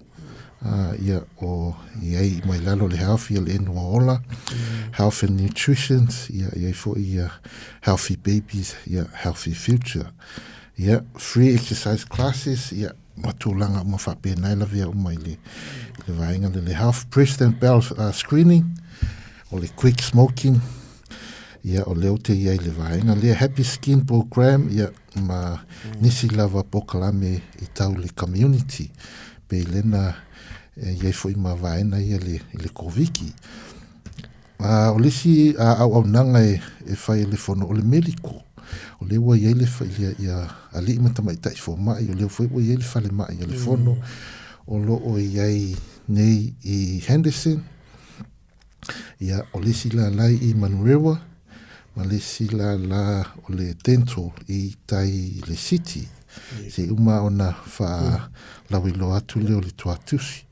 Ia, pene no sila fia, wa iai le dental ale fono taito, o le au ngao le, ia manatua no sila fia, o le whai nifo i nei New Zealand, o le pito sili ona atangata, ia tama whai lawa le fono, ia e whai le tento lea langa o lisi mea tā ua lea, te leo tātou Samoa, e nofo mau i nei New Zealand, ia ai alu Samoa e alu whai hei ona o loa watu le, ia ona o le tau, nga le lua kā la limo le me tongi e whai eilo nifo, ia le tau te mol mau ni New Zealand, ia lu tūlanga na, e toi titi a whita ala le me toi whaile, le nifo. E fwoi leo o nanga i me tau social, whono social, ia mātou financial mentors, family star, i ngei wai te mata, ia o nanga fo i me tau family violence. We have family violence services, ia ma me tau education, support services. I me ia, pe yung alwenga ia masini ona whai le wins. Ia o le fo i tamo whai ona whape na ona whai le fono. E le vaenga le langiola, o la tau ia ngafa ma tangata fuina e me tau mental health, ia feeling down or depressed, ia anxiety, o ia tangata o moa le sleeping problems, ia langa o le mea leo le mental health taito e tati whaitete fo i ta o langa e pe e te le pe atatala le leo wa o tātou e tasi ale upe whaino elemento ia ai te me fui ngai ia leo tātou mai nei le ai o le mento e te le lona lona wha puinga e alu foi tau ngalo ia upolenga ngana ia foi e whaali li waile le tūlanga le me tau mental health ia toina lifestyle changes ia mamiti ia health goals different options for being well-being ia stress and and relationships ia mamekau mental health support, stress and relationships. Yeah. O sosuani mo ungali foi na mana mire sosuani. To ina me foi nai o le fie tamal ia tina le fie foi tina le ia tama ia ona nisi tulaga te ona nai sila fia le lausuga taito tulaga faapea o le se aunaga o le alefono o le fanauola e matou le mele o le Pacific fanauola improving fanau well-being e ai le matou fale i Kapain o lo faapena o le main office ngā le fono o lo faapena o na taula o mai ngā luenga le fono e fo ia mana o mia ia pusa mea ai tūlanga faapena tulo ia e mana o mia e mwhaina whapsota i mai ia o lātou ia faapena o na mawhai o na kiliwa toi tūlanga faapea ia nisia ia o tele nao au nanga ia te tau ona wha lawi loa atu i o tātou tangata nanga o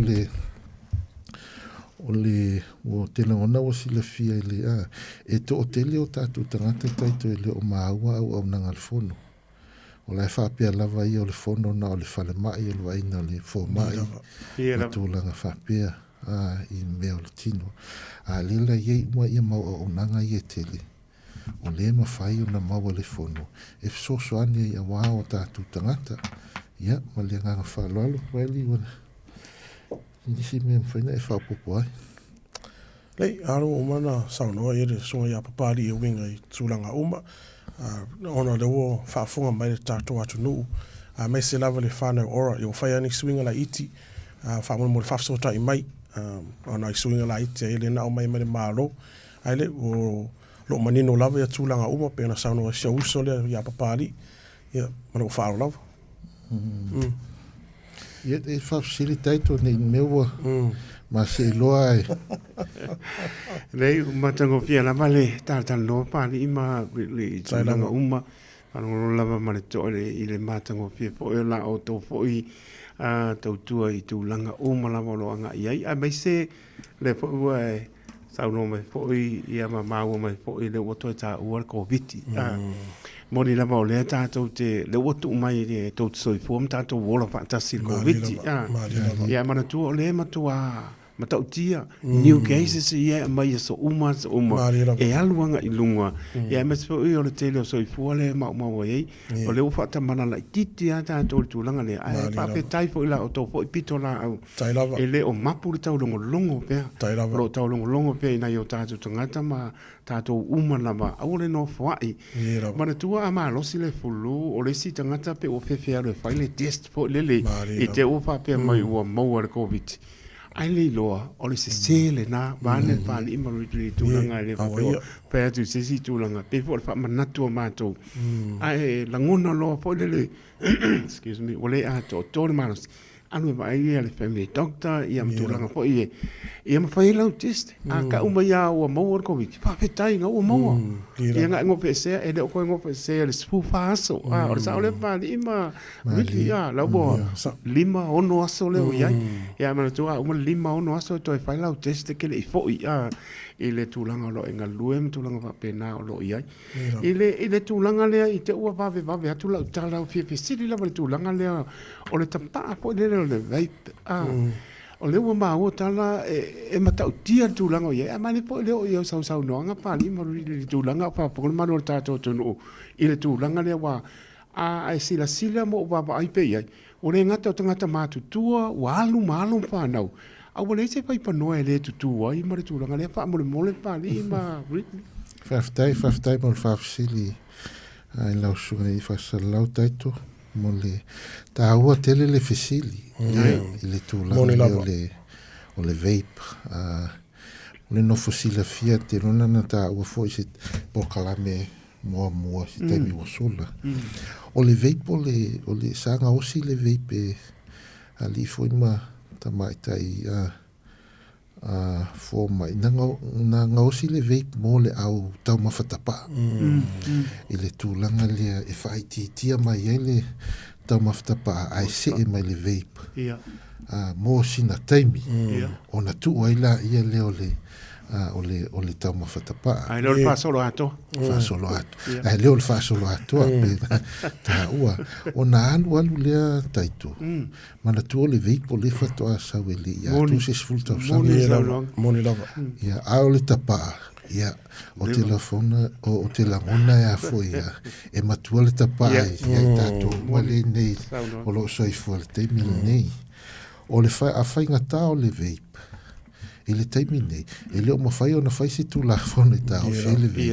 Ona ia research, ma mea tūlanga whapena, ni moli mau, e tau, e wha tapula aile i le veip.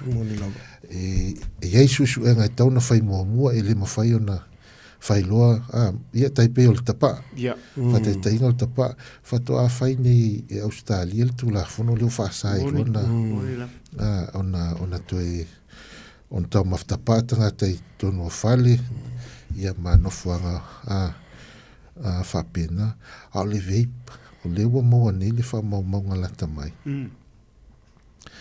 ua wha lima i le soifua malolo ina e te lele a wha inga o le veip nai lo le tapa ia ao siona pona e whaafengata e leisi tu la fono taito a tato whaatali la e whaile tu la fono i lesi tolu tausanga lima ai mantu e o atu le taimina ua tele ia le vai na o mai mauso o le vei o le mea moni o le tala moni o le ua mali liutanga te le vei ia ai pauna o siona whainga ia o nei leise tu la fono.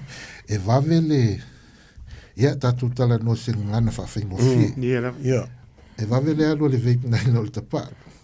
O le tapa le o lewa na, ia ai whai atu i tatu tangata. Wa to le fast food tau sanga o tau maftapa. Ao le veip. Mana tua lili to se full tau sanga. A le wa mali liu ia tangata i le veip. Ona la, na whaile veip mo le au tau mawhatapa. Al tūlanga le wei temi nei. Walu whasolatu. Walu whasolatu. Hai mai se lava ia le whanau. Yo ia o onga vane le sau no. Moni lava. Tūlanga le wale wa mai complain na a onga.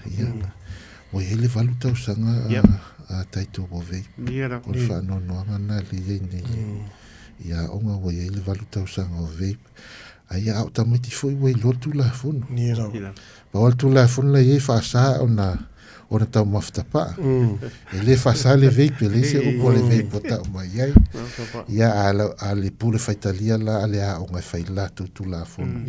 Ia fasa ai nai pe se famtalanga le tulanga le veip ma lole a saunoa pani a fa mai lolo foi Ridley o le ala se vai fo folo tau ma fai po o ma fon so la pule po tu tala no fai sto fono ia tau mate po i o le a se tau fo tu wanga mo le mamalu le tanu a fa fonga mai tu langa le o le vai le tu langa le we the wo le mata tia o ma o se fo o le ala se fo tu wanga mai la o to pitola au mane o to ia mo to malu ia fa fonga malu le tanu e paulama le ngona le o ia lau puata ma fainga ali i ma Ridley ai o tato na tau lungo lungo a faitalia na me le tu e soi fo mo la tangata pule ale o nga e oi ia tato mna tu e tasi al soi fo mo le mai faitali e le pa penga me sa lo ko ngare ka sa lo ko ai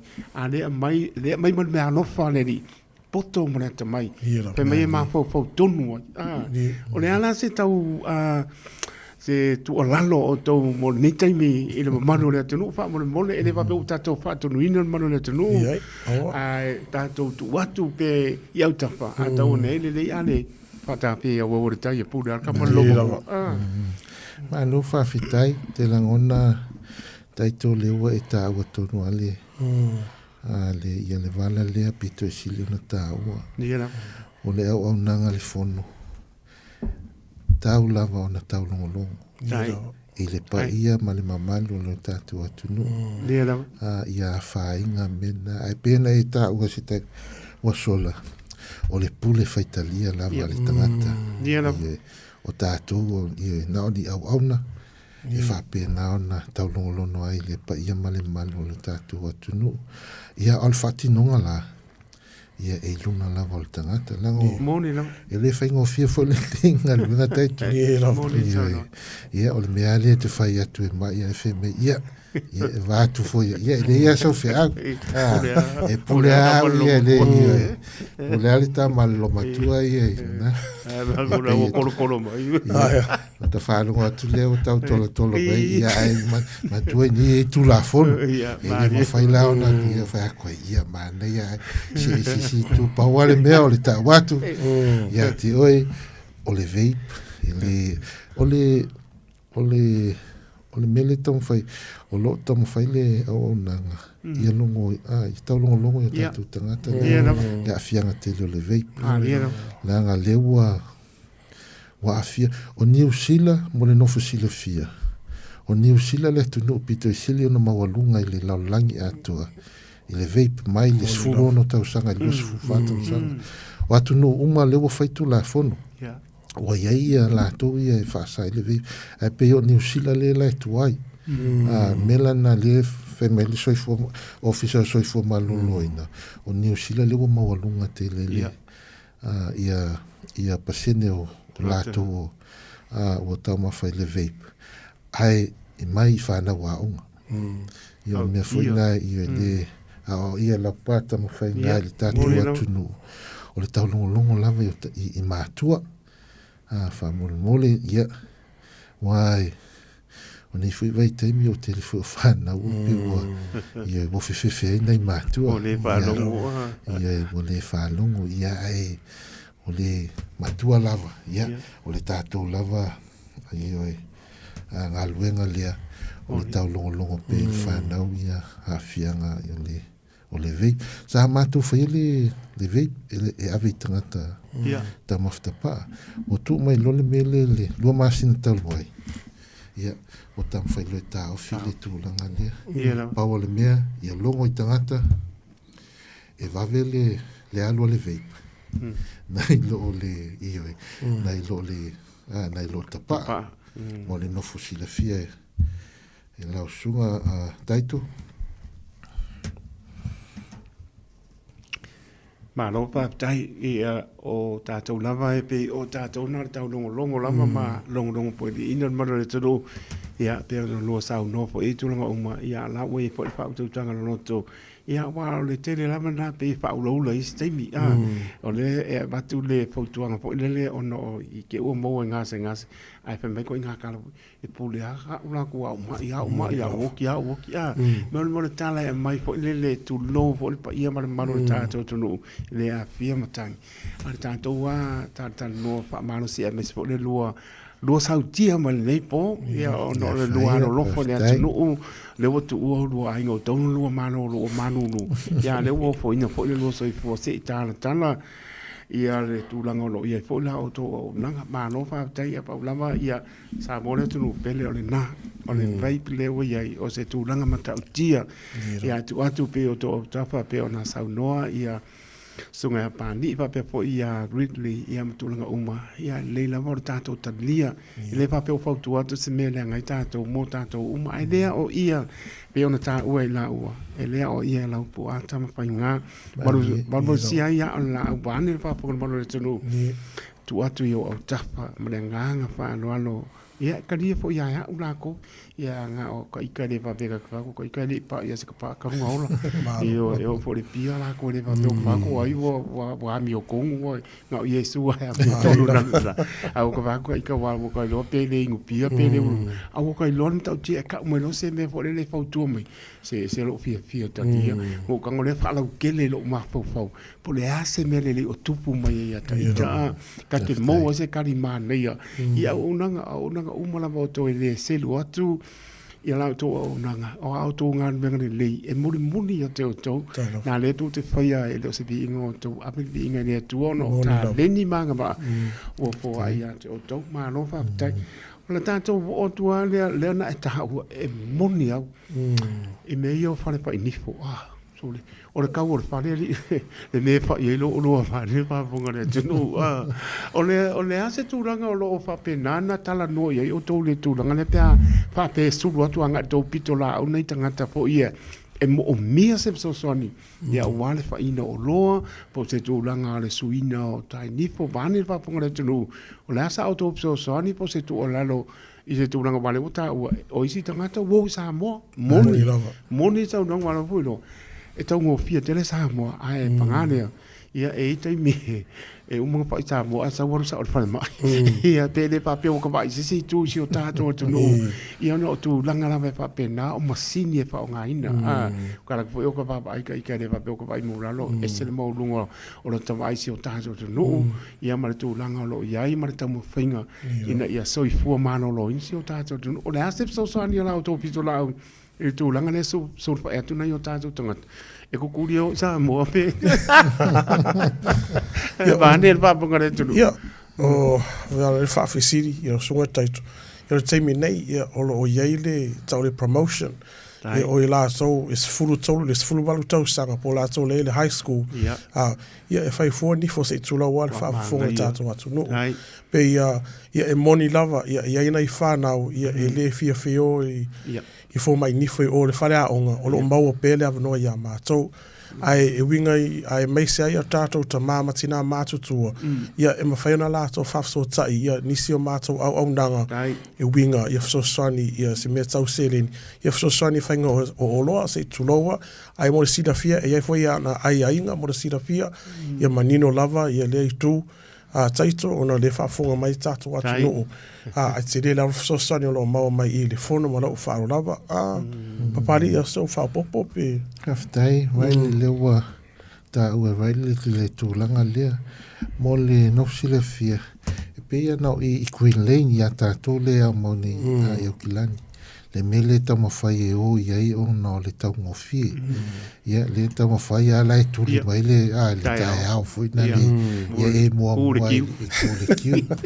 Wa e teke la tu ia le se fulu e pole lua se fulu mo umalo le na tau sanga. O le lai tau mawhai le fono si au wala langa i le tau ngofie. Ia o le lai whatus tusa i le tau. E pa u mai la mai le vaenga lea. Mai iso se fale fai nifu. Pe ia e tusala ia tau tūlanga. Ia e penta au e raili.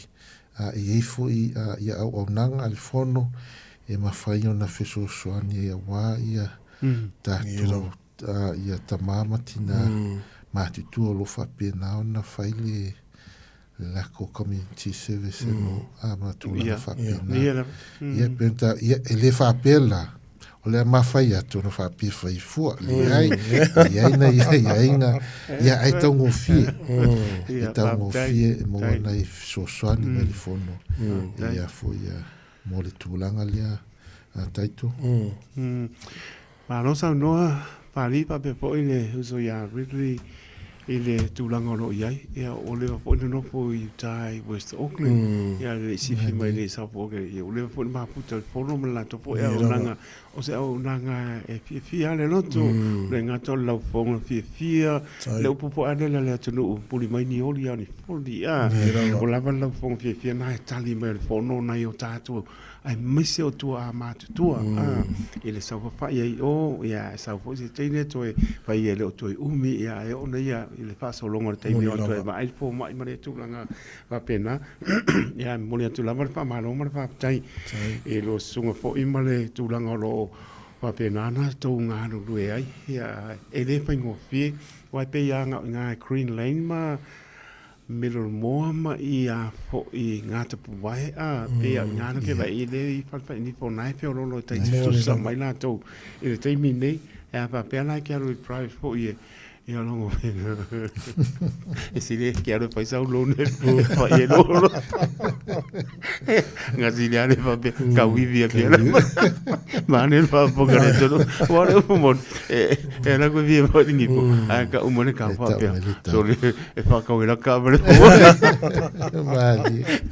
e pa ngā kama ia e mana tu ia e mana tu po la pe o na luota ua ia e pa le kiulunga e a ka ngā kai pa vea ko le lose pulu po su lima ia e la ko le su longa vea wo ko murga ko ke wo maka mo le nei aso a o aso ia e alu se ka le po ele ka fa ai wa vai fo ila to ia mo le so fu manolo ina ia lava no fo ia sa fo vai le se me pingo fie tai me ve se le lo ia pa tali tu longa pena ai pa tai fo e le manu tato to no le lava pa pale fo ia matulanga e anga e to fo ai faaptai o Senior Careers Academy o le ase tulaga i te loa sauloa i tulaga lea a really ma ia faafetai o lava mo le faafesili taito ia o le Oceana Careers Academy o lo taʻua lava o le education arm a le fono mo i latou loo sefia saʻilia ia whaironga leo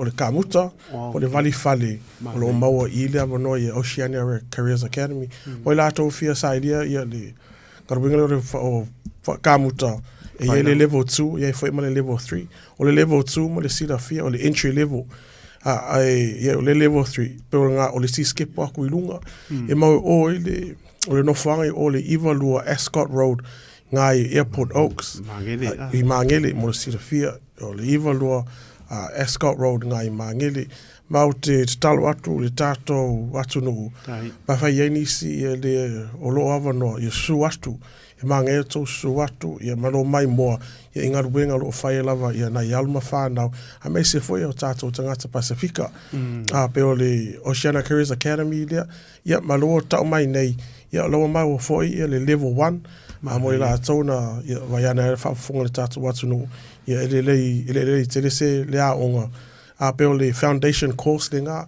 ma faina lato sa ilia ona a nga ye le lungo le level 2 ma level 3 ia o lai foi ia le health and well-being a po lato pe fia nga lu foi ma le sunga ia papali a o le health and well-being ia pe o le entry level le ia fai me ta le social worker ia o le counselor o le nurse ia fa tasi ma le quit coach pe na iso no le sunga ia papali a pe o mi o na fai lunga ia le ma o le Oceana Careers Academy o lo mau pe la no mo se tasi ia mai se foi lato sfuluonga i lunga o lo ia foi na tama ia lo atu le lima sfulu pe onga sfulu tau sanga lo lato a onga o le Oceania Careers Academy sa idea le fai no le o kamuta papari ia no o foi ngai kamuta ia sola o le sao ia le me papari pe sa kalepe pale kwa le ala kalepe malo ta wale le vai ngale le o nanga le fono ia lava tate mimita foi ma langai moni la silita o nimi o tato Pasifika e pe e to tele le pasene o tangata le fatinonga ai lai titi no to lai ti lava e mawalunga ia maka mtula pena le al to tele eta e fai ngofia ile le tulanga le o le o nanga le Oceana Careers Academy taito e ile o le tangata matua lai le temini fitu fata usanga fitu ono Mali Samo. Never too old. Ai o te langona le fitu fata usanga lea taito. Ia. O te langona fita kwai. Lo pe fita kwai. Ya ke au. Fast food. Alo fai. Ya fast food mo tuta usanga. Ia ai le inot. Never too old. To learn. O lo le au nanga o fia. Lue. Moni la. Fia mano lo. To mai. Oh, that's good. O le ia. O le simeta o le au nanga le. E fai fua. Oh, okay. E fai fua. Manga ia. Fata pula o le tamo fai o temini. Manga ia te. Ele o yeini, ele o to tele ni fa na wal. O anga ia te. O le tumu le aonga. Ai o lo ia i tonga ni we a tunu a o tato man tua taito tato ele a faia ele no mera Pasifika i tangata ia ele o whaonga ina o tato tangata ai te langona i mana o mia te lele tūlanga le i le level le kamuta level 3 A e mawaina le level 3 le kamuta. O i loa faul fale. Ko i manga ia. O i loa faul fale. I loa fai. Ia o tongi fo i ua i lunga. Manga ia lako. Ia o le i lunga ia tongi. Ia la. Kamuta. Ia e le... Ai, wai umalau level 3 o na ia lola ia le e whainga lunga kamuka. O nā la whato a whai e lau level 4. Ia le ma whai unga e qualify e loa e sa... It's a qualified builder i te tono New Zealand. Ia. Whaawawa ila. Ia lea a umana e qualify na isu e tu le isi mawalu lai sene matulanga whapena. Maatili anu ai lunga le tutongi. O le tāwala na o le afo ia o le kos le a kamuka. Ma le nofu si le fia o le mele tau o ai lawa whanau o whapena o na le toi o le a onga. A iei fo i o tātou tangata. O fia sui fo i se... Moni lava. A se ngā luenga. O lo whapena o na ngā lue fo i a fia i oe. Ia e mawhai o na mātou so swani. E mawhai lava i eia le au nanga le Oceana Academy. E mawhai lava o na piki mai ei lea. Alo ma lea. Tama whanau le atunu. E piki mai lea onga. Toi momoli le... le fani pēr whai le mo se awala whapena, whaino fia i aluma whanau o le atunu. Ai te tala le wanoa taitu. Mana ia. O le mea tāua le te tala le wanoa mo aluma whanau Citizeni. Sao, moni lava. Tauna whanau. Be permanent resident. Be permanent resident. Ia, e te tauna i oe. E whainga tauna i oe na o lato wa Citizeni. Na fo, ia mamawa le no fo mau. Ia, e mawhai ona o nā ngawa ai le tūlanga lea. Ia, ma le, ia, o le kā muka, e ma le vali fale, plasta mantua e isi uma mene. O tātou sa moe tasia, kā muka vali fale, plasta, palama, e alu uma, ia, nei atu no. Le ai isi uma isi ia. Ma vai le lehi a le luma. Ma vai le lehi. Alu al skip. E alu al skip. Isi vai le whai lea. Ma rea. Whaavai isi vai le whatua le whale. Isi vai ngai atu inga le whale, palama. Ia whai mōli.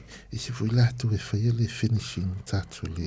O le whale tūlanga whapena. Peila le ila vaena i o le vali whale. Ia, ma le vaenga le au le plasta. Isi umato inga plasta. Ia, moni lava. Le tasi le, isi le plasta, internal plasta. Isi ia me tau exterior plastering ia. Isi uma ia tūlanga. Ia, ai maua umai le. O nanga le. O le Oceana Academy. Ma nisi mea whamu le atai tō whapupatu le sauna le sunga ia papari. O le mea esa ia Oceana Careers Academy ma isi whale au mawaiana whaafunga tātou atu no. O le mata wraparound service. E iei ia mea tau o navigators pe ona sauna o le sunga ia papari i. E mawhaina o atu e piki mai lo whanau. Te mamoli atu e whaingofia lava tūlanga oma. Ai iei foi nai fsosani e te le lau fsosani mau o le Oceana Careers Academy. O le wraparound service le ele ngata i Oceana Careers Academy. Ai whai ngofeonga refer mai i le mātou au nanga. A mai se foi ia le pito la au le ngalu e le sunga ia papali. Peo le mea nai ese le mātou whale au. Ma nisi a onga lei o i aukilani mo le tātou si le fia. Le whapopo toa le tūlanga le leo tāu e. Reli ole pe ole mena lena mana ia le o nanga lea. E tau mawhai lava ia le a onga. Ia tama whai ia tūle ia na i le alo mal tama whanau le i le a onga. Pe vai tama whai ia oa nei fōpek. Le la iei fōi la ia i la tō o lo whapena o na ngawha ma le tūlanga lea. E tama whai e whaamalusia ia le ia alo ma whanau ia oa nei give up no fear. E fo ia la tō fo i sa kāmuka. I le tele o tausanga ia o la tula i e fsoswani ia i tama whanau awa ne e popole a i le ngangana moni lava lesi e pei e to o tele e whawhainga tā ona e mata moli ona le ngangana ia ai aua le faapole Ia. le tatou tulaga le O, o ia. loo iai lava ia alo ma fanau Moni lava. Samoa Mm. o loo mafai ona fesoasoani iai Ma, di- ia Alo te le oe le tulaga lea pe a fai te o le iai le autoga le iai le au Samoa. talutoga le iai le au niue iai le au Na ia, Samoa ke. ia ia fai foi no o latu o soasoani ai Ma, le uto. Na ia. wa sa feolulu foi la ia ia le unga la kalepe ki Tai, kusa tai, ava pari.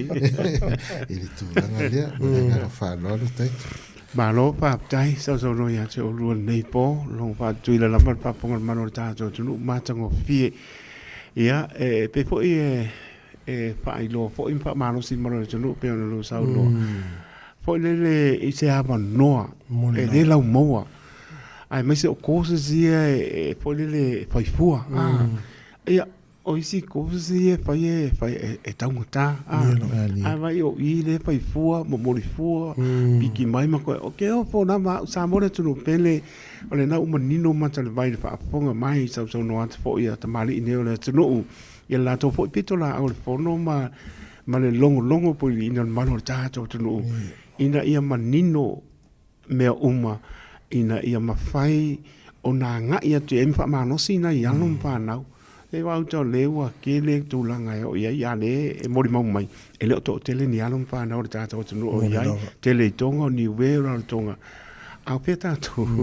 O pe o iai i anum whanau a tātou. E pe o i nea tau mwhai e toi lava le nei o nanga fo ele fono ele o ponsi fil malo le tenu ele va pe to a mata na fia ele o nanga fono nei o lo na si le fil malo ta to tu ale la vai longo po li malo ta to tu o le lo fa moni le ta to ele fo tu o fo ya inga ta mali o le tu no ya pa ni ma ritli ale o mai sa tia tu lo la ma manu mo la pa ia se fa ai lo lungo fonga tia tu langa no yai le lato o nanga ma fa ma losi le ngata i tangata mātutua a tō whapong ma le fitsu whātau sanga e mao whalau ta tō whina ngaro mo tātou loto mo le musu e ta atia i lano e whail ko inga po ile le upa perutania po le active active e le mga kakia wa kakia lo i lano ma i lo ne la ma whapong mano le tunu au tu langa ia mo ko inga ngō mai sa mo le ma lo le vele aku i ko ke pura fo mai ka risami fo mai ko alu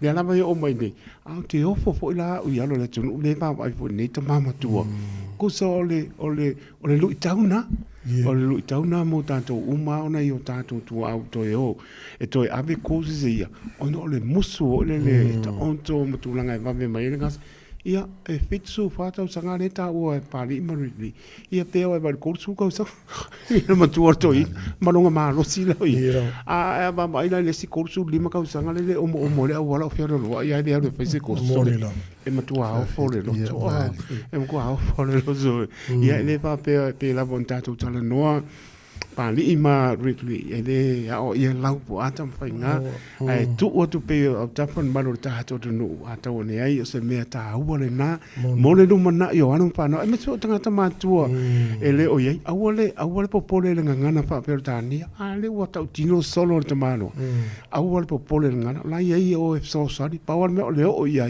pe pa pe o mo mi ar so sari ya e me se po ina ya anu pa no ni so anu pa no vai me a onga ia le po o ki a po le o muso to po la ale e mai ava no e amatu langa tau no e ave causes fo le a wale lu mana se pasi pepa wa ke le la ko nga la ko e fanga ben se mai fo le me uma ia ma me sa ai wi mai em tu nga pena ia ma vai professor lo referencing ala fa i lo to me uma sa ia ina lai mo lo nga lu ai mo la tu fa tai pa di ma nei po fa tai ono le tūlanga uma le ulu tala i tūlanga uma lamba ia ai male fo ile tau fa ilo fo i le fa fonga maro tato tunu no foanga se o le fono wa le wo a fa nga to ta o ka pa no to man to Wellington le si tūlanga pa pena ai male fo manino i si tūlanga e mas fo stato telefone ne te ua tato tau ma vai le mas telefone fo le wa le ala vai mo i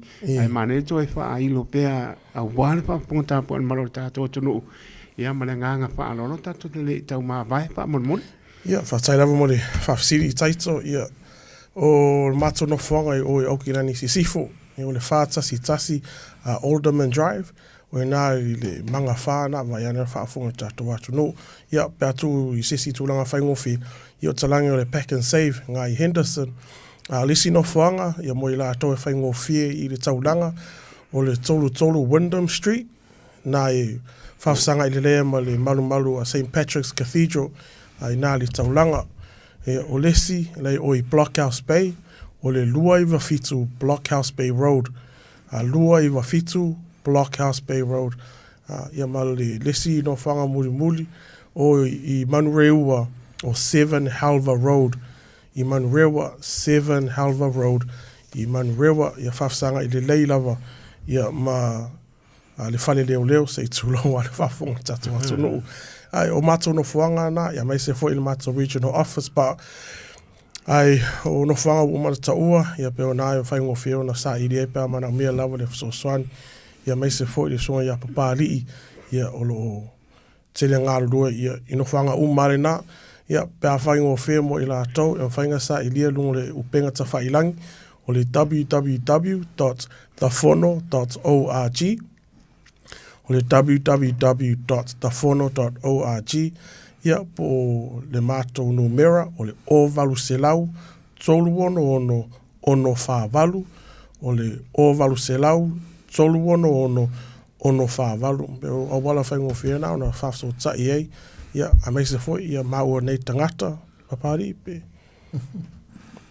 Malo, ia nauta o le numera taitu ia whai foi na whafso tai mai foi le ia loa foi tangata i le o lua fitu tasi valu tasi o whaiva valu. O lua fitu tasi valu tasi o whaiva valu. Mai lo whaftai ia o ofisa o mai ia lewa i o ale fono leia i mani au kilani ia manu mera whafso tai mai ei mātu o te matamuri wala au mai i au nanga umai ia i ta aua lava le wala au mai ia o naftuna ila ia le ofisa ia po fea tonu le tūlanga e mana o mia ele sosoani tūlanga whapea ai tau te lesi e atu lesi taito wha mole mole tato tal no lai titi ai le tau maftapa e ele pol kalami ale fono e fai mo tau maftapa e latu ia e whaalawi loa i o tato tangata ia le afianga fo i o le tapa ia mile ia ai e nisi e fia mana o mia le sosoani ia en fai on fafso ta i le numero le oval selau tolu ono whavalu pe fafso ta i mai foi lo au fata vai le olu afitu tasi valu tasi o fai vavalu ona tala nola i le matu promotion i le matu e ono vai asu fa vai asu le ono vai asu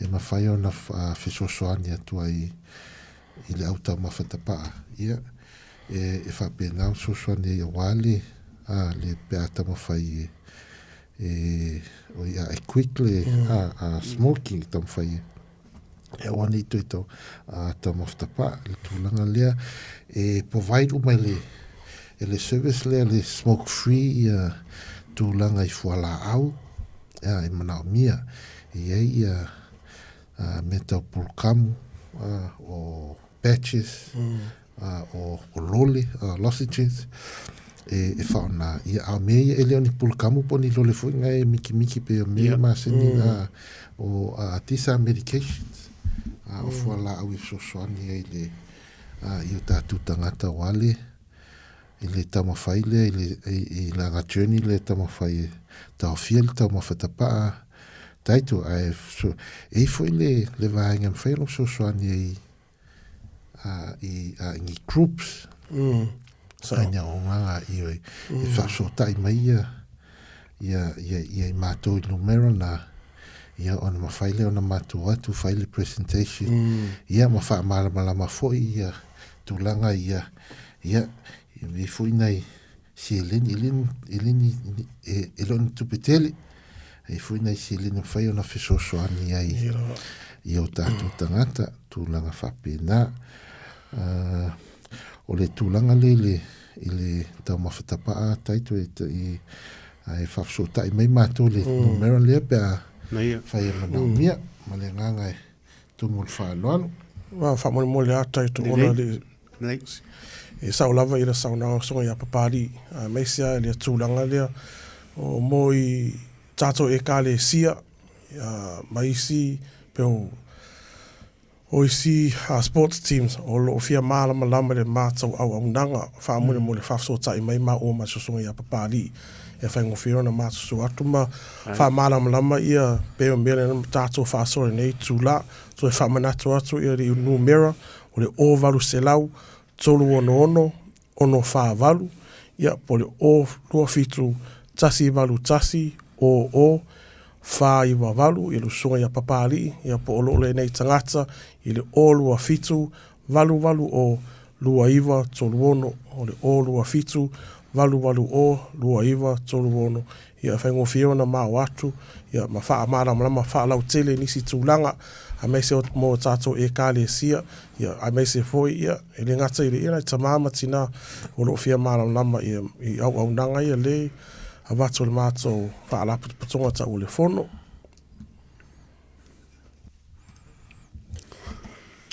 Alo whaptai pari ma nei po, whaptai te le lama molo sa nei po. Ia e le se luatu, e pawale o lau siri tu lang koi pawale o ngase ngase le o fia o iai o le ka nesa o le manamba. I le tu langa po le o le tele o tangata, e la tele o whaia wa i la ua mai tau. Ia ua au la tau o ngā whaila o testa o kele i alu sa moa. Au po i marivasa o lea. Au kangosu aku, lai negative. Ia whaptai le tu o kusora whakolunga ngā whaia le whape o whaia ku. Ele ka o popo le ke ave paise ve ele leile pa me o la o mo o le ngase ai le hanga no pe alu ke o pe pa e o ku langa pa pe nga o le si la popo le pe i ke o la ko pa pe o kensa mo tu langa pe na ai ese le mana yo la to o nanga o le longo po le ma tu a le usta e lan tangata o le ku langa la le pa ko o le tele i o ko ofisam tu langa lo pa pe na o fiu la fo mo ke o kusi o faurungo pusa isa ai nisi me o fai o wa ko rosi si haru wa si singo e fa doctor o le o le o lo fa o le mo ka mo fa mano si o le ke fai ia tu le papel o se pa ko se pierde le o sculango ia ngai ese no ko ska i meio le o nanga so fo mano mota ita e mo o le ta to te ta tano i deli ai o manga no ai no ka kano ka ngulu o le io o ta talo mga nuenga ese le mana ia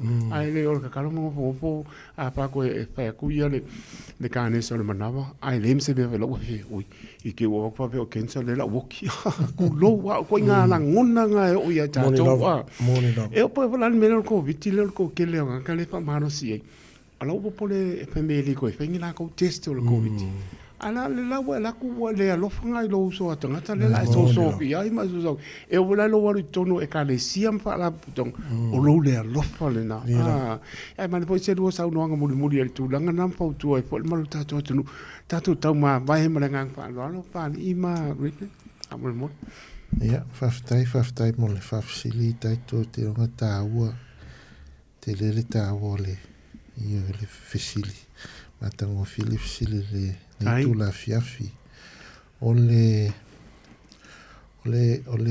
no fusili fiel tatu ma nele la pata inga foi na le tatu il fele samo ni era ba tu le la fiafi al soi fu maloloina sili le puipuia lo to mo nai lo le ni era to fitia ele fa bien no fo le fono o mai po ia po nisi foi o nanga i tono le nei atunu o mai fai se me fa pe ia fai le ai o le mafu anga lava lina fai nei ia le nei ngaluenga le tau longo i tau mafta pa ona ua to otele le mamalu o le atunu au le au Pasifika o fa pena ona maliliu le kanesa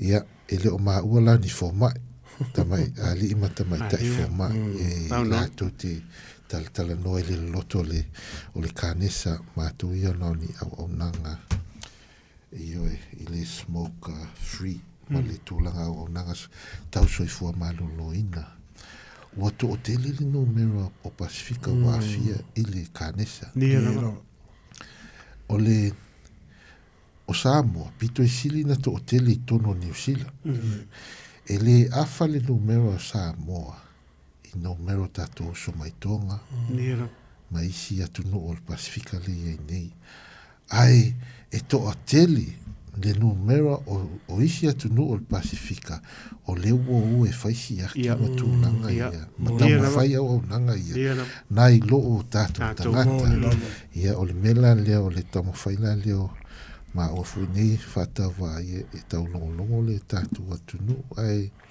sa o leita ito o le tama ftapa ia e le sisi o oma na fai susu ia o mawalunga lava e te afia le kanesa o le maule to tele e te alatu e fai a fe me ia o lo ki ngana o lia le valu se fulu tau sanga a o tau mafa tapa o le ala le e koe ia o Samoa e ula le watu fo ia le fiafi ia o le kipi ia tapa Samoa a mantu e ni kai la au i tono a le tapa e ia e ova male fitu wafi chemicals o lo fa pena o na ngosi ai le tapa o na ye le maisi miana e fa manongi ma fa mana ai le tapa ma le nicotine le tama fai e ave esi o le nicotine le attract ai le te fia ia e ula le tapa ai taimi uma a le ai la tamana mai tono le tapa ia o te longona i le masisi fia tama tapa e tai pea le kukanga i le watu fo ia le e pea le kukanga i le au ahio po le a lava le koa i ngā meat taste a kukai ia pe ngai te se feta a kukai kamanga kwa e le loa po se fasipo e pe le fa pena fo le e fa faingo fia na malam lama ia le tapa le tau mafa ai mania le fsili e le lei ale le avatu le fale mai mawal kanesa a le mawhai ona treat le mawhai ona tonga fiti a wo iei tatu tangata ia te te le fieta ua a wo iei le mamanu le atu nuu ua avatu ia e pangai le ua le mawhai ona whaisi treatment o tuai ia paua le tala le fale mai ia le o tatu malam lama uma ia fatalitali o le asu tūlanga whapena ia ona tātou whetangisi ma ia watu ai o ia patamana o ia lona ia po le alo tālo whātu ia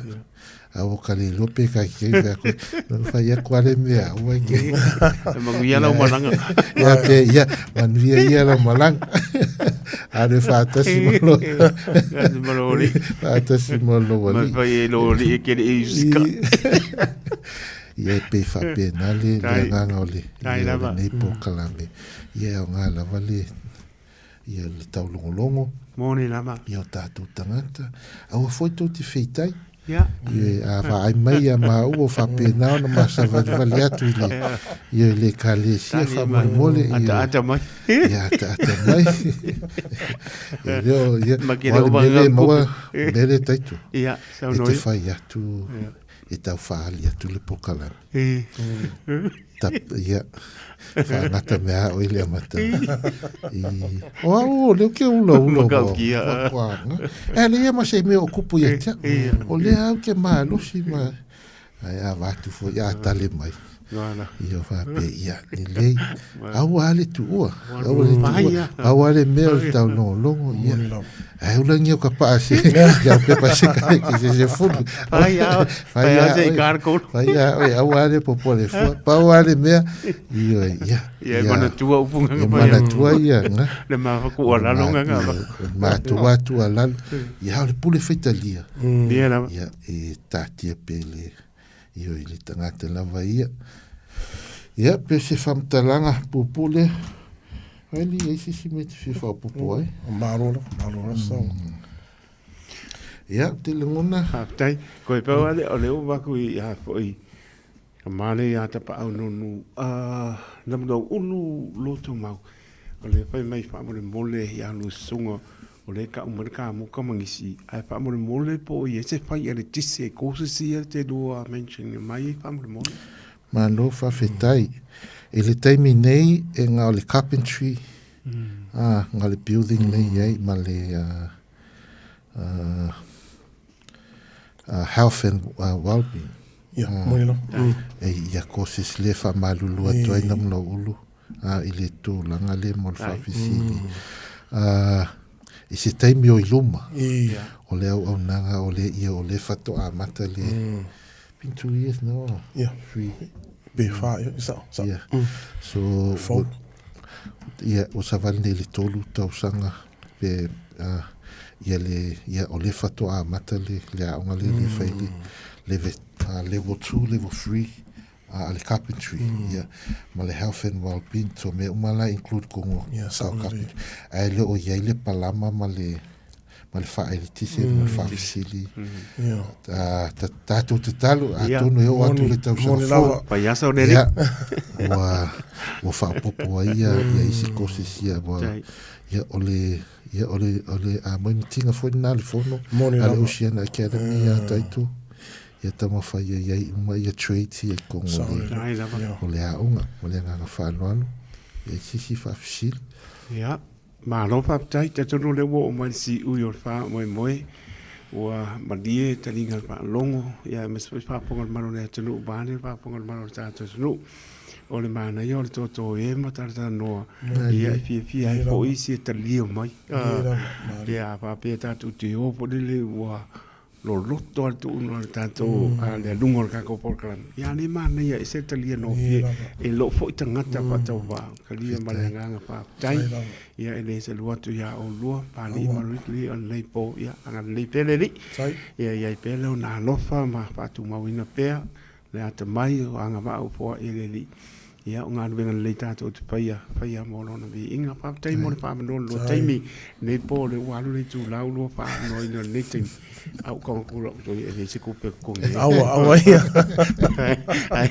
la to tongi mai le langi le lua le ne po le o lo mai pa sa wa ne o lo pa ia mo man a le o te le lu nga venga pe ne po mo le tato tu ia paia mo le vi inga le tua ya foi mo ta malawa foi le tua lo so i fu to mo nei mo ta malawa pe lo ma ainga ia mo foi ma no long fi le mo le le matai mo le so tai fa ia so le tan so i fu mi ma le tu lo so i fu se la o iluma sa no le o iluma ta to e pe lo ai ai la foto le minute lo sa no mo mo ia ma ave ia lo fo anga na yo lo ainga ta to ma vai ma nga fa no lo fa tai ia le nga fa tai fa no lo na sunga taito ia te lagona lewa pe nei ta o lewa tato tau mai si u i le nei po klame ia fai o ma fata va mo le toile nga fa tai lo na sunga le fa salau po la sunga le ia wao taito ia me foi a fa pe foi le pulenga le Radio Samoa ia mo le fa o no ino le nei a taimita ua ia o le anganga mawalunga lava o le fono ia whapena o na tau longo i o tātou tangata ia se au nanga fo i whatau wa ia mo o wale soifua malolo ino o tātou tangata o lo whapena o na no fwai le nei atu nuu mo le silifi ia ele nao tātou lava a Samoa lo whapena o le au nanga ia mo tātou tangata Pasifika o lo whapena au maui nei ia pa ia foi Samoa la foi se whamatalanga ua tau le tamali le whafongaanga ia upo lava le atunu e poto lava le tautai e le atua atu li ulona sa matua atu lava ina ia ile pa ia male malu si o tatu atunu ia te talo foi apena ona famania foi le au nanga le fono e suna le lipule ma pe foi le o malu le ofisa le fono ia moni si ava no fa au fa pe nei tai to e a ona tau longo Ia le pa i o lo tātou atunu ia wale malama i mea tau soifua maloloina ia o se whamtalanga lea ma lea nganga whalalo ai manuia tele le tātou a whiawhi manuia lo sunga le lia wao le ne e whiawhi tātou wheloi pia i se taimi o i luma soifua ma ia manuia Malo tai maro sa lo sunga pari le lava o vai lo ponta moni pai mo lo sui ma sunga ya Ridley right in Napo ia to batu lama le nganga pa malo ma pa tai mit pa ya lava loto ma vi le tua tato ma puta le Napo singa venga leu tato faia ile Napo faia mo vi ngaro tato tua ia le ni po fanga uma ma sel nei ba yaso anga ia tu mo pa iunga ia le alofa malanga le mtai na yo ro ainga mai se po la o to pito na au le tau tua le fono pa munia le tua ni por klame ro lo mau le fono sanga yane ai o tai to ifo manu ia mo manuia ia wala mar tau tua ino malo le tu mo tai nei pa so ifo ia manuia po ia tu mau to malawa so ifo fa tai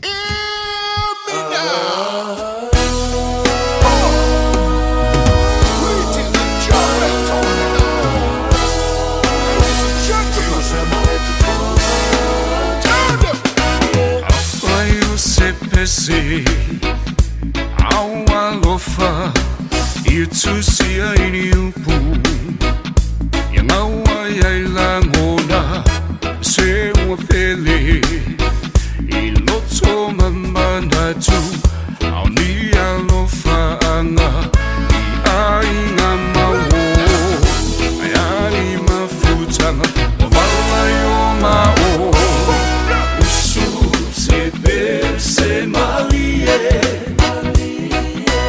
usu se manaya ese batu pulangona ese batu fia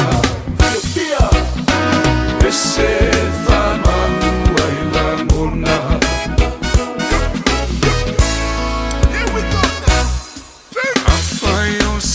Se fama lo si au ia tu sia ini upu fa ala e au fai ma vai fofo fama lo si ai e uma mafatia le tino male ma fau au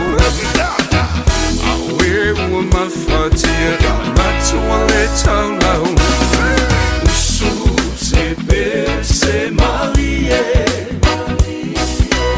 usu se manaya ese batu bulamona ese batu fia ese famanu ailamona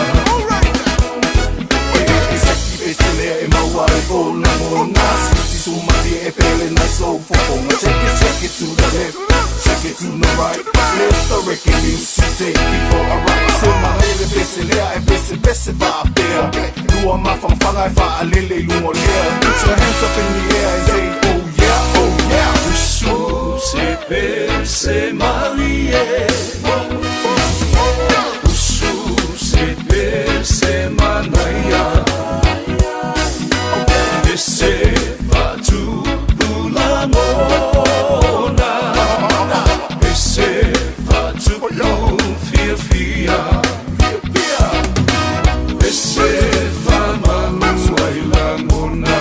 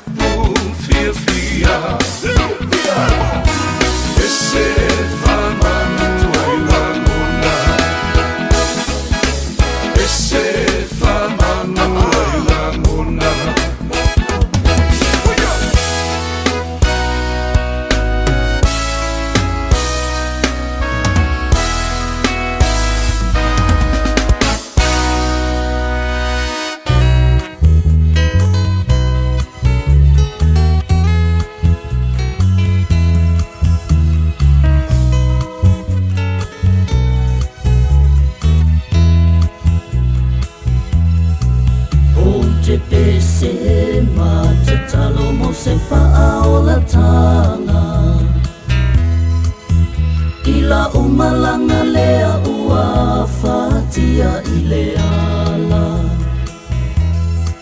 Amusia matau bemuina ita etangata Tu ua fuaina ita ai ona ole faaleanganga Talo failo una uatule neiwa etu ilo ufatu Lo uainga peleile anganga Faamalo sipea tau mole taua Faaleanganga Tuai pea o tangata mailo toleanga Wale sa e o se vai fai mayo ita e fia tangata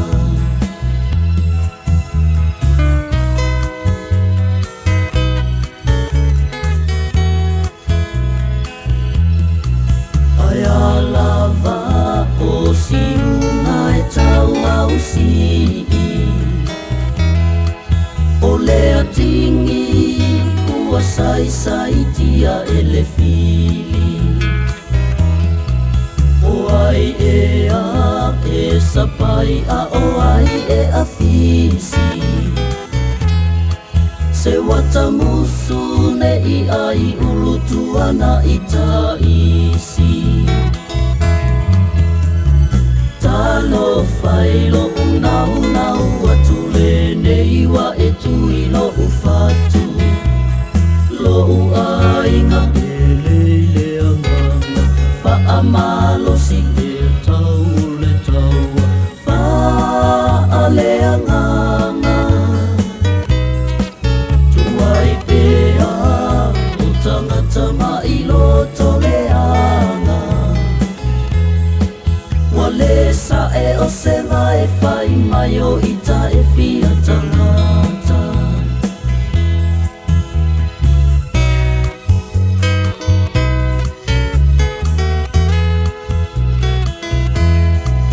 Ai wilea ule a o ono sa ipea A onio uleanga ia e alofa faatafea Awane ingo toi fo le la a o tu maupea Ua lava fo ilea o te leto e fia fai mea Talo failo una uatule neiwa e tu ilo ufatu Lo uainga peleile anganga Faamalo si e tau ole taua Faaleanganga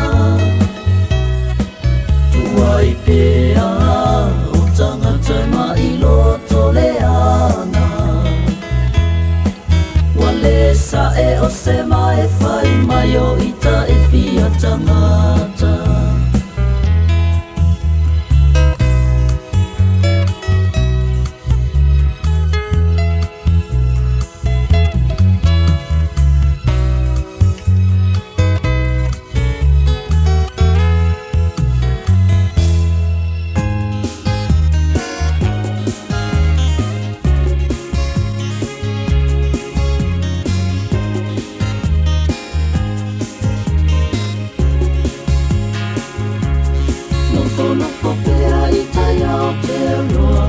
Masio uloto whaanoanoa E a umanga ai atu isia usamoa Ulenga ua wha solo atoa Ne wha vai po I ua tau leinoa Ai ona ua e tamao ai ngā ile oa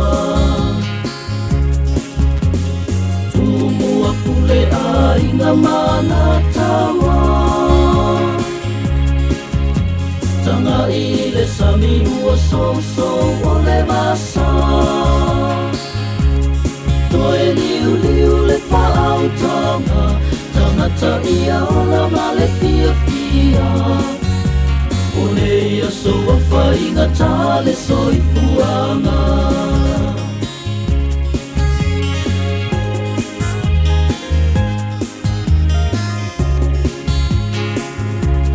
Whaanoa noa lo tama whau whau, I nei mau tāla ua salalau.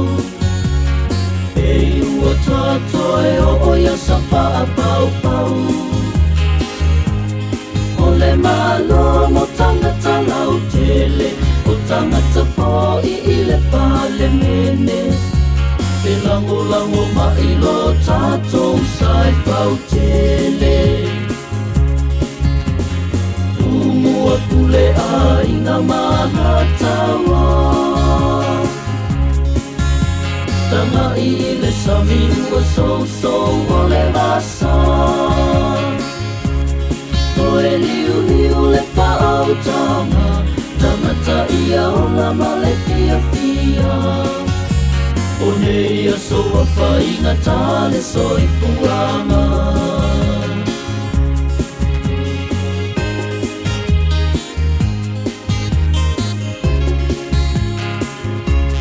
Tanga rufo I ua mongatu, ua tau lea I fo I se mamanu. Pa'atasina I le ala toso pa'alau fala. Ta'i e o le tamanu, alamato e sa le papao. Se manu I o Samoa moa tae ao. Ua kule a ina mana tawa. Tanga I le sami ua so o le rasa. Toe liu liu le pa'au tanga, tangata ia o la male fia fia. O nei a so a whainga tāle soifuanga. O nei a so a whainga tāle soifuanga.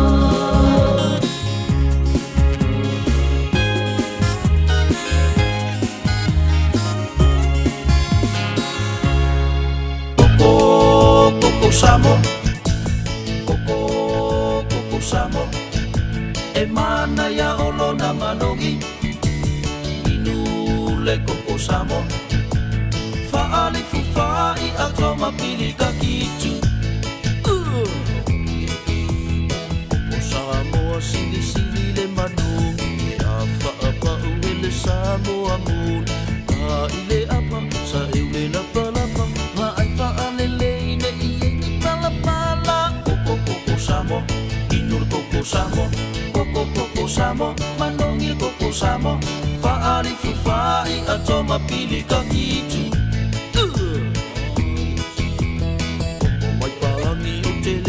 Masan, e se penu koko e la mula mua. Ma ele atoa, le toa o le moa. Se ilonga lama o le koko Samoa. Koko Samoa, inu le koko Samoa. Koko Samoa, manongi koko Samoa.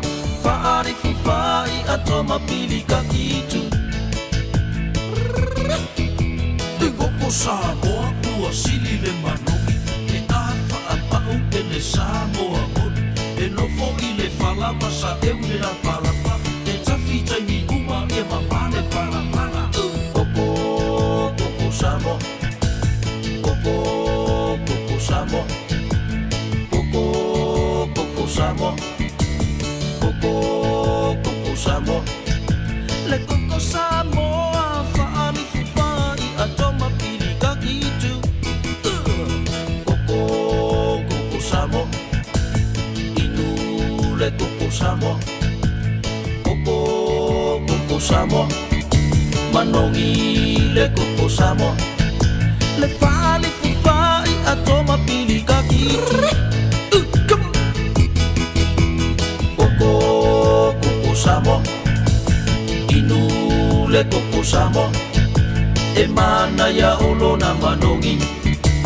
Koko Samoa. Fa'ali fufai atoma pili ka kitu. Yo, iha.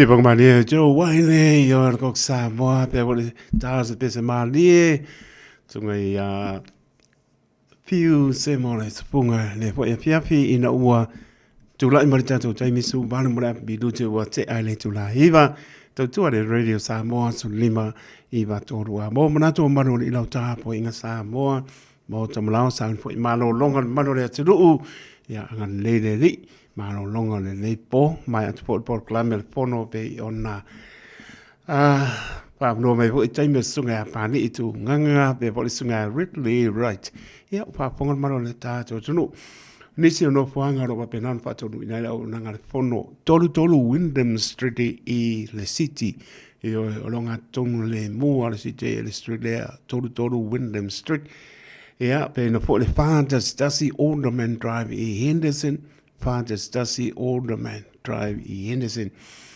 Ia ma le lua iwa fitu Blockhouse Bay, Road Blockhouse Bay. Lua iwa fitu Blockhouse Bay, Road Blockhouse Bay. 700 Marewa e mo le lei lama. A le lo wala au apa pewa kau pa adu fe sasi o no fuanga. Pia moa poli so sani, ma na ia le over se lau tolu ono wha manu.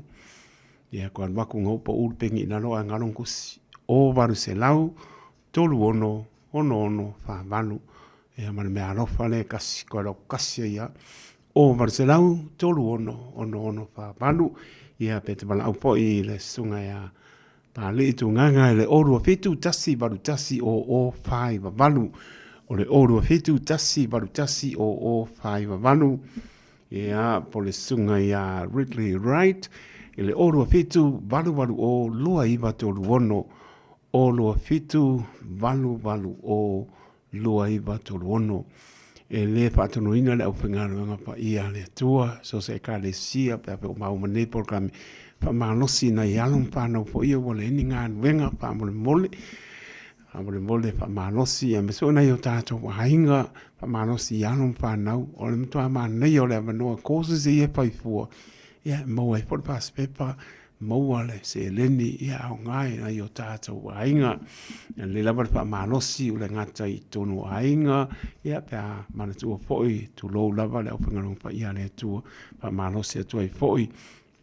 Tono e kanesia e along whanau. Ia me so tātou tangata mātutua. E oe, wai mare pitsu whātau sanga. Sorry, e makau kia. O le lau oru i tau i umale au lau ka i limas furu kau sanga nangi. Fitu whātau sanga. Ia na lau umarang koses laua. Na alu e whau whane ma whau meo whare sā ma kurangwa penga. Ia ngai ki pia lolo ia le au wala le luosu fi kau sanga. Ia pa manosi na mo tātou uma lele o Barcelau tolu ono whamanu. O Barcelau tolu ono whamanu le tau tuare pono o si le fia maro le tātou. Rung! Loa su testimara milu te o te ane tula iwa, lai milu te tala tu tātou lei. So o le tūlanga e māsain pono tala noa le tūlanga lea pe ata tala le whai tu toi ia te oe. I se ngā nuenga, se ta longa, le alama se so to finga o te tala i le whai tu toi ia te oe. A ta tala le whai tu toi ia te oe rongo winga kaunga o wale se laumo kupu pasenga e whai ai. Wa ata puni le whai toi le to tala ia te oe. O le maa nei o le mea nā pēta maa fau o taitai opo e te le a se tūranga o mai e te au. Whai mare wha maoni. Kua kū ia le lua se lau pasenga. E oe, whai mare wha maoni. Whaamtari nei e tunu e se a manoa mātanga o fie. E mai se o ngā ruenga wha mai taimi lau si le fia. Wai wai lana maane e le ua ofa ia i meo kōsis fo ie e ma whai ia a wapea o le ke sau tūlanga o lo iai. Ia la alawa kūlanga o iai a manuia ma e wha maoni ai sori. E ma kau kia me o iai kūlanga o iai oe. O lo wha maoni ka mare lei, ki ngere lei, ka mare lei, ki ngāre lei. Mea o manga kaung whai. E le tūlanga o tu uai si o tātou o tunu. Ngai kelengi papita uri o tūla i mai ale o pōrsi le fian maro tātou o tunu tau tala mare whāloa. O le ngatai Australia, New Zealand, manise o tunu. I tūlanga o iai. O maari liwa i fo, i mauso i fua, ono lea, whata mana. I le tūtanga leo le awa o ona, wha o ngā whala au whasaina tu lou lava, lo utum lea pia tau talai. E lea o ia lau puata ma whai ngā. Ai, o le tu o lalo lava, ma le fautuanga, mo tātou o le fia hawhi tangata nai whaatali fia mō mani a manoa. Ai sau oi nei maua loa manoa, ai sau wha mau le manoa. Sa tau ena e malo lo sa mo. Le lau wama ai atu iari te leo se me e tū lai mai lo lumnai. Pe apa pea e te sau, kua ko ia lo se lau pasenge whai ai, pole astu langa, vaisi se kos, pole astu langa i te mwhai ona apalai e whai ai. Pai estu langa e awane alu numa, ia ole ngata na mae ia whao ngā inari to mai o la e maua a pai o ngā i te tonu nei, ia mara tūranga la no fo maua i fo, ia pai o na iau a inga, mturunga pena, ia pai fo i toi fo i Samoa. Ana ua ke le se me le leiwa e maua atu i lo wha maoni, ia malau ka malelei, ke inge lelei, tina lelei, ka malelei. Ia wā, i steimi o sauri tina, ngā runga wha wai taimi a no for tama, sauri tama no for tina, e o kopo mangi whara vilame o no le whatamana, ia e lafo atu pēha, e le maru le tunuu, ma tua, ea, toi taratara noa, e se mane mori taratara noa, mana malama, ia mangoto i o tō pira ngara mo tāta o loto whautuanga, o le ngata i lea matata, o lea matata, o lea o unanga, o ia manise o unanga, pepo le porklame leo mai atu, te leo se whautuanga, te lea o unanga le fono, o leo pōre silpia, mātanga o pia le whanongolongo nei pō, sau noa i fo tamani o le atunu wa tu ola a inga nei pō, tu lo fo le ngana i whaonga, ale o sau tia mai, o le alofo le tātou atunu, ia, tātou whaatawa ina, ia maua se mea o ngā, ia mai lo si o atali, po si o awhine, po le artu langa o lo iai, ia o le nā, mala aula le o mar se lau, tolu ono whaamaru tala no i tūlanga o lo e mo mia, so ma le nganga whaanono, e mai se o nisi o tūlanga, e mai se po le mele o le kapa o le vape, a whai o e ula le kamane, ia, e lea sa ukare whakungi e ke ua whaina sa pina ngalo, e oi, a nai nā, tō whaamare moe, e o po ianong whanau, e o kawanko ku ese, ia, e kuako pe o tafa, ia mtūnanga wha pena, me o paa, ia, mau e po iso i po nisi o tūpua, ngase o le tino, mtūnanga wha pena, ia, mā nola wha whaatai, o nisi o tūnanga wha tamala o tātou i mea po ie, ia, vai le kūranga le, mai mo o passes po ie, mai kanga lole me kūranga o penga, so le mga o kia, ia, laki la wale wawe maua o nei tūlanga, ia, lai mai le pauta o ona i te tonu o lole, le wa makanga sau kongo kau mapa, ia pe o ka fefe, e whai, e si alo ka anuka i kai wawai, saka pasi mo e saka le nei, baani le whaponga le maro le tunu,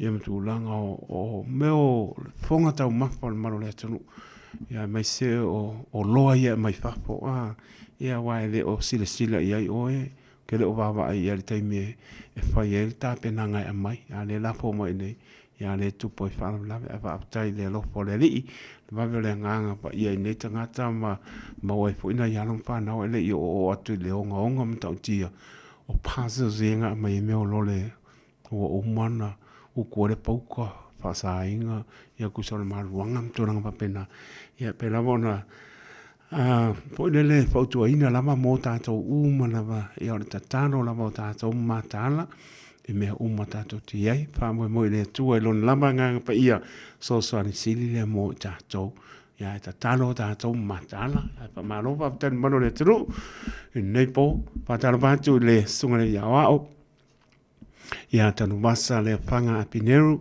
ia marpatua ia o rita, sungare wao ia tanu masa le panga a Pineru o rita, ta tono o tau malo whai ngā malanga, papatai teimi tātou maputa i Samoa, ia pano ina le te lua malanga mai, ta tono le lua malanga mai, ia ta tono whaatonu ina mai le alofa, malanga leo le atua, whai ngā malanga, mo lava o lungo, malanga le eo tunga maule e lia bahani whaponga le tunu, ia o tātou te whaatua tua i le atua, teimi tātou te malanga i lungo le ea, ia tātou te le loni me te tupu ai wa o lungo le ea, whio roro tāpane o le aru a pēku, ai a pēr pa le lungo le ea, ia, na hua si le fia, ai whaafetai le atua, le po ina malanga atu po i, a inga yusunga pono pe on si le fia i po i, nei vai aso e lima pe ongo ren ke akungi, ia le utoi whaoratia ma le upu lava e leo te pai atu ia e leo ale ma le pai salamo e leo ale le i lou whafo mo lou whare e le tu la po ia i tātou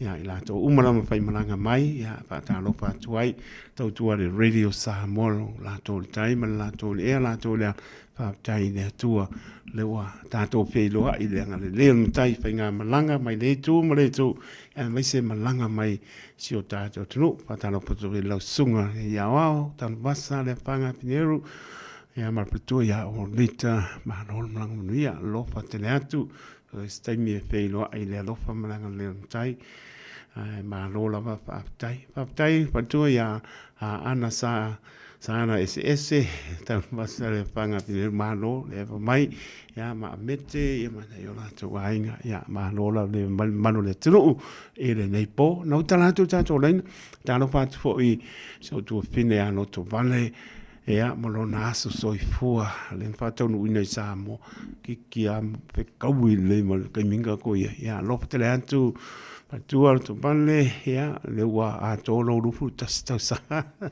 vi ereri ya a lo fale lim to fa popo nisi tau sanga stele lo so fua lo to vale sa ngele e sa moa ya via tele lo wa so fua ma le to nga venga at foi baba ai lo fa tele at pa tai fa pe anto mai la to umalava lo eva mai fa to ya melia ya si to ainga pa tai ma to mai surita ya mo to umalava lo ma puta mai si o tato no sa tu i mo fluffy ya sunga to ina ya tai se yo apo ma tua ya tapsa le pa ka sa i sa tu i mo fluffy ya so lupe fa le si o tato no ma le tato ma tanga mai va yaso to ne ato me sa la to tato no ya ma lor nga no nue a tai le lo fo le di lo via uma la mo to o la mana ya no pa na pa tai ma tanga mo tai mi tato ma putai ya tato bala ya pe no ai pe ta sanga lo fa tele atu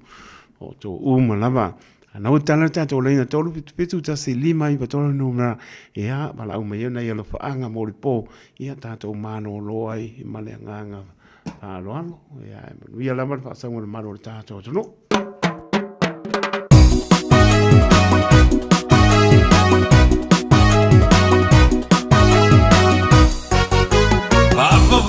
yo se pai tu la tala na oni mana tu e avatu va tuana te mau belo fatu la tanga na la imo wa fa samo mai le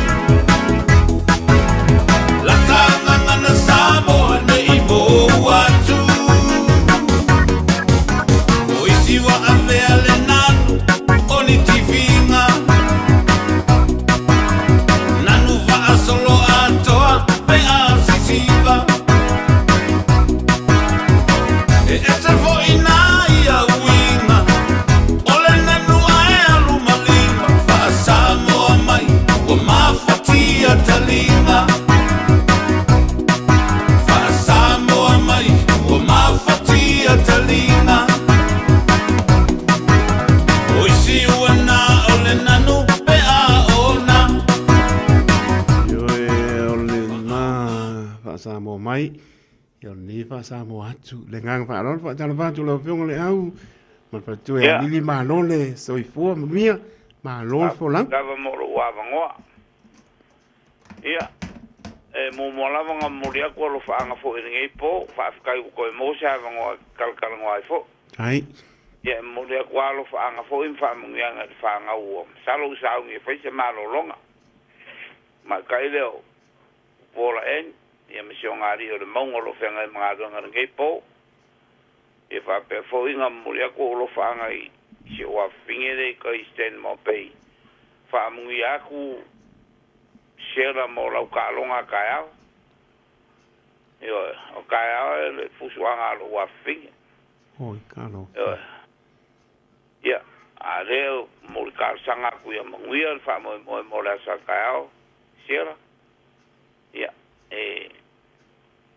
de fen kai ri. Ya, ale fa pe kalonga o kalfo ila panga ki lo fusu yo. Awang ese me kupu mai ai fa mongele ku le lu ka longa ya whatever fo ke le ko ka o se ko fingi ki a kongolo a konginga ka la pi ko Era mo bien.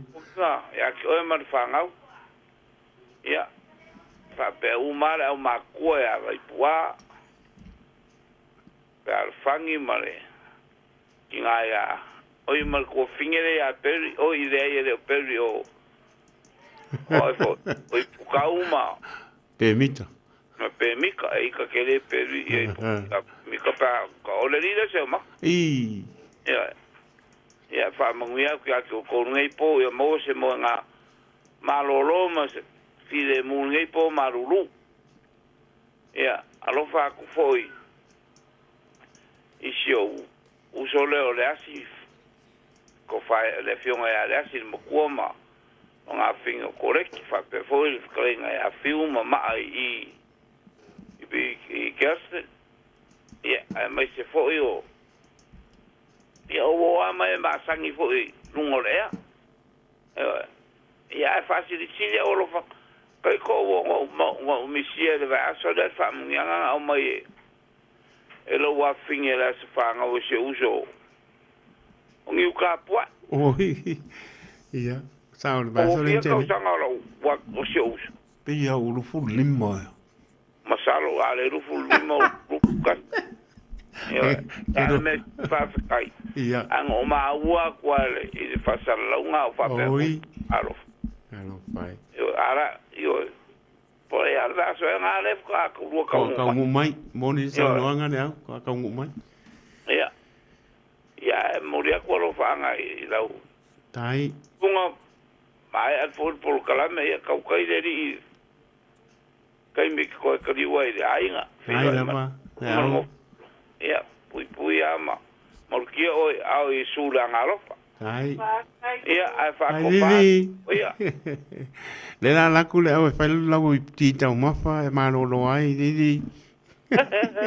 Ya lo fa tu mo lu ma tu ma nu ma lo ngol po. ai soi fo Ya soi fo ya. soi fo ya Wa mo le no sa no mai ta lo fa.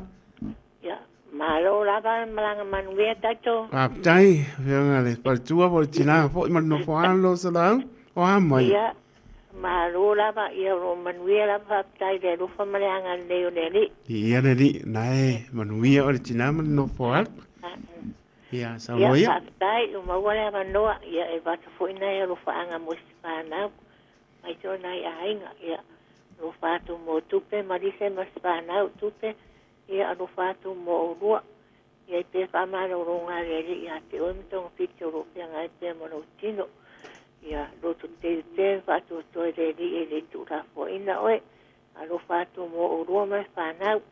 Ro fa tu fo mo ya ko fo ma pa na ne fiasi. Ia fa pe fo e te na ma pa na. Ro fa tu mo ya ka le se pe le lo tu PIBC clean eating. Ia mai se no o sa po e fa le ani. Lo fa tu mo so I lo ma na ia ma fa na fa pe fo ia. Mi sa va si ma ke ma fa na. Lo fa tu mo fa tang wa I ma malai ni ma fa na. Man wi se nga ye o ro ma nga nga le di nai tu le no. Lo fa tu mo se fa na. Au stadia leo no fatu mo e ma to ro ma spana we are tune e poi male ma Christian no foi mo rico ma mori ma risa a pia foi ta uno ma sape ma spana alo fatu mo to na no ro to wa ma wai ya alo fatu mo ai nga o malava lo fa no ko mo mai ne ya fiafi ya mo le atu o lo fa nga mo to o malava alo fa nga mo sungai ka fia ngai nga matu ina PIPC ya manuel sa uni atu mo le fela nga inga le sa ya mawale fola ya mawani anga nga stele no mo le sinanga no le atua no fatu mo ta nga lo mtiute ta una ora e tato feiro ile sa e lo fa malanga le nei o le di ia o haro fa anga na vatu ya suro au mai fa na ne Henderson ia lo fatu mo o taito manueto tani o tiute ne ya fito fa eso e pu E lava au lo fatu po imri ma lo longo le poso i po ia. Ya fa so e pu. So i po. Ma lo le unsai mai ta lo fa. Ara para penga kai ko para tunga la por ko ka wagi balor baranga baguia barko kai barko era penga kai ko la wa Ai lava e tau a mai o lua mar fatua ia tai mali. baguia le lo fa de kwa Ia, pa tai toi whero i po i lea lofa maranga leo lea tua. Ia, e maua lea manoa tau. a pe kai ko bolo bo bo la ko fa anga tunga fa penga ya sa krai le va ese fa ko lo fa mar fa tunga fa penga ya ko ala fa ba manda mar fa nga tunga fa penga ya Filipo Baleku ka so gere ka de singa se ka Filipo Baleku tunga ka bai kai fa au limba se Filipo tunga fa penga nga va ele bakiva ba ko akwes tunga fa penga ya kapsi de fa miliaba sungar fa penga ya si pa barika sungar fa penga ya pinga so kar saka apela funga le pacho fa lu marani cha bar fa lo falo apela funga kalo ba be fa bunga la limba man falo apela funga fa bo kalo nga fa ko ya ile apela funga kan ba sa basic fa ko ka ba di le vai apela funga ka ba di ka mbanga yo ba fa ko ya ka fa pe fa ka ba de vai kai bari fo pa le o kai bari fo pa ba frekua pepe lo fa a pere la fonga to bla tai polo ba frekua lo fa a pere fonga baila ka ba frekua kuigi lo fa ku baila ka a pere ko lo gadi so ka bahana bo hana markinga ba ku ya ba ai ga lo fa a pere ye fu ba o ka sa ba lo si u lo fa a pere lungia ba de kap ngaso deka Apa yang dia lupa berkau ngau the fact kai bari va fusi bahai kai bari kai kupola rodi kai bari kari fa komiki ba adieka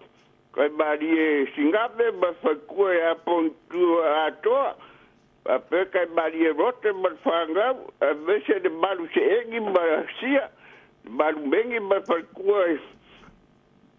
ko la pesar ko ba tu o mbar fanga fa pekinga ya ngola ba ko la pre ai ongo speka ka lo pa buise lo fa kai bari con idio va hine lo fa la pre ya ki ba ko ya per fangi ba vai poa la pre ka ba ya le au mbar fa ko ya lili lo fa kai bari mai ka la pre ko la pai boa vai ba fa ko a pesara vai bili ban farkua a franga bakwet ka kai badi pe bika o ga pa kai kele la kai ko bolo avango la vai tau wala mai manuia maro longo le pofa sai foia pa kai ko fa mangu yanga sai foia sai foia ma lo sai mai ta lo fa yo fa sai chele la va mole ava na mai le foi Ita mai lo matsua.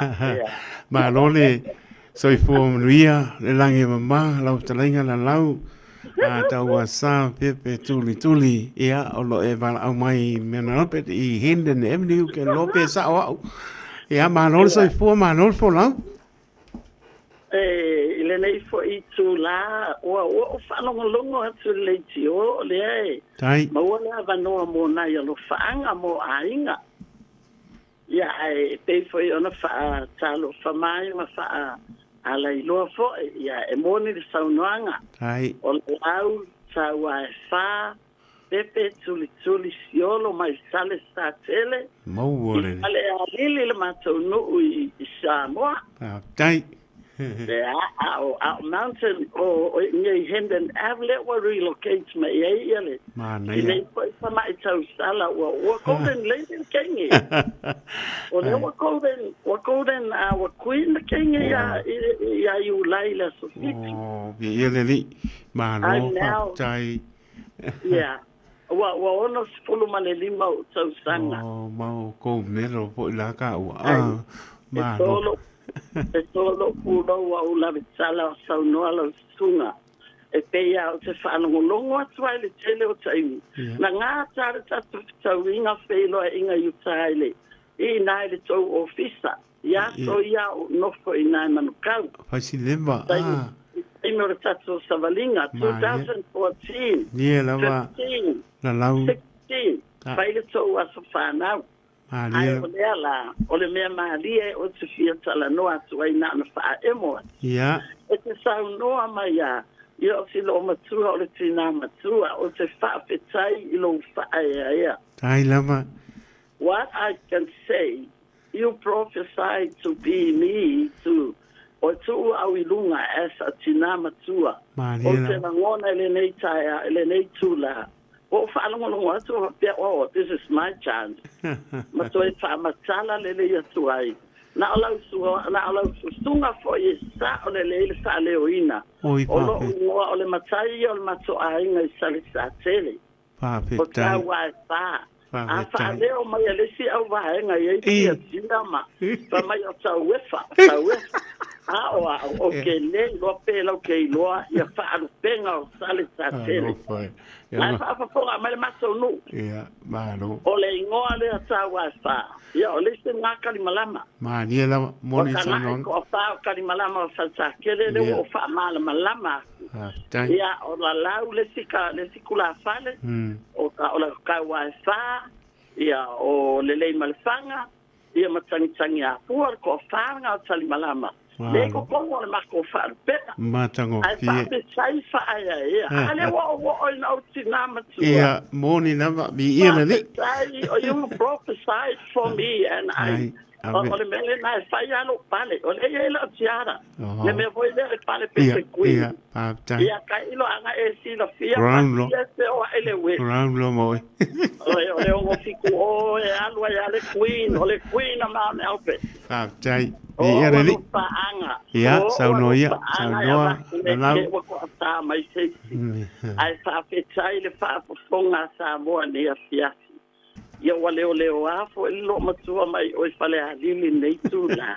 O na o fia fia. Moni Ka lava. mai a fia fia, bese. Pese ia. Le Ah. ana o ese pese atu le nei a fia fia. Tai. A wa le na wa a mata na whai tō whanga ma. Moni. Pata o tolia le tō te le o tina matua a sina sina. A leo ke whaalongo longa kwa ia vai pua o skoe inga o i putau ma pe mika. O ngai lo ma kua o mai ma ko ia ma ka lo fa kwa ke le o kai ao ma Ai o lava. ia fi sai mi por kalame ia nga wenga na le fa ia sinei lo matua Ia na lava. le ta lo lava mo a o so sunga Tai. o pono tatalo ia ma se faia walima tau sanga o le mato intercessory ministry e pe o le nganga le na avatu ia lo fa anga fia mo la mato fono talo i na Grey Lynn Baptist Church Tai. ai ai sa nga lue ai i re sunga ile yo wa malo lo manu malo le sunga ile to ina Reverend Faso Ortala Ah, wa- le ngalo ya te Ia lava. au va amale fale tua ya one Tai. ia o tamana amale le wa malo lo ana amata mea ila mato Alo. Pai. le wa ono na lima tau sanga last year na umaile la nga luenga Ia, mi ia le li. 30 years 30 years of service it's totally o Samoa o lo tuia kalesia nei Alo. ia le la e lo alo pe le va au kenge E. pa mai e au ale ina Nei lau o tamaita. Ia o lo malolo e la o ma tapu ai mai tai o ku me ule wa ia. Ui kalo fa ma mau. O wa ma mau i kai tai o. I o ele la fa kala pe a. Fa so. Fa le tua no fa lo fatu. Yes, ya lo faanga e mo mo le yo lo faanga. Ai. Ona le ngalo ya matso tsala sanga every Tuesday. Yeah, now we're doing it fortnightly Tuesdays. Mato te o ai mal mato wa senga le to alima to ono. Ya mal to ya ina matu alava o te lo fatu foi. O Dr. Alan Taylor to e Paule na le pa langi. O le to ya ina wa maliu siona faletua. Alo mato malu e seku. He's 93. Oh, kalo fai vi ele vi. It's 92 o le o kala aku. It's a big challenge. Alo fai. A challenge here mo mako. E mo li mau foi le kalesia. O le sunga la tua le a se mau. Le wa ya nei le wa ya fa wa wina nga luenga. Ya mato. O lo alo ale va ai so lua maso uma. 24/7 at home. Ona mato nga luenga tsalo. So any request can come to Mount Albert, le Queen le yai. Yeah, forward my yai la uineli. Le Queen all Mount Albert.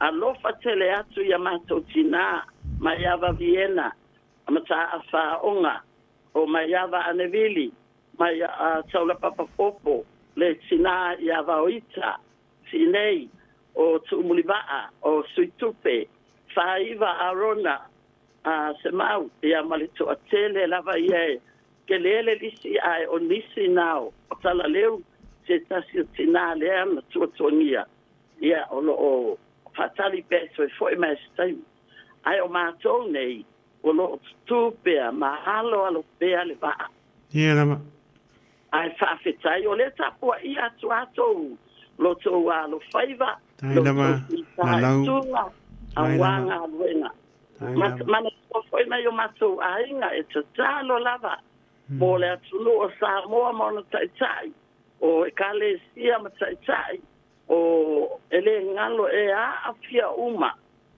o la mato talo le nane fa pe e te usu i la ngalo nga le tai ao ai awane ngalo o tina ma tama tua asina o lo o tu ele muri panga pe o upo Samoa o le talo i taimi uma pe tate ala mai se taimi o le pole afalelua tali tolu o le fa afale fa se ala le wa pasi ala tavai manasasha ia tali tonu ala fa le se ala uma ai male fu mai ai ia taimi fo ina o le mana o wala tai lava watu ai lunga le tio taimi o le ono fitu. Yeah, early that time. Yeah, me early. Tai. Wafa umiseleo. Fa tele fa malo. Ya le foi watali umai la u sala so le ai le tai mala so ea. Ai da mana la u sa fai malanga ya. Vi ele tua. Moni la. Fonga tu ilo si fonga. Ai. Fa tai foi Samoa on side.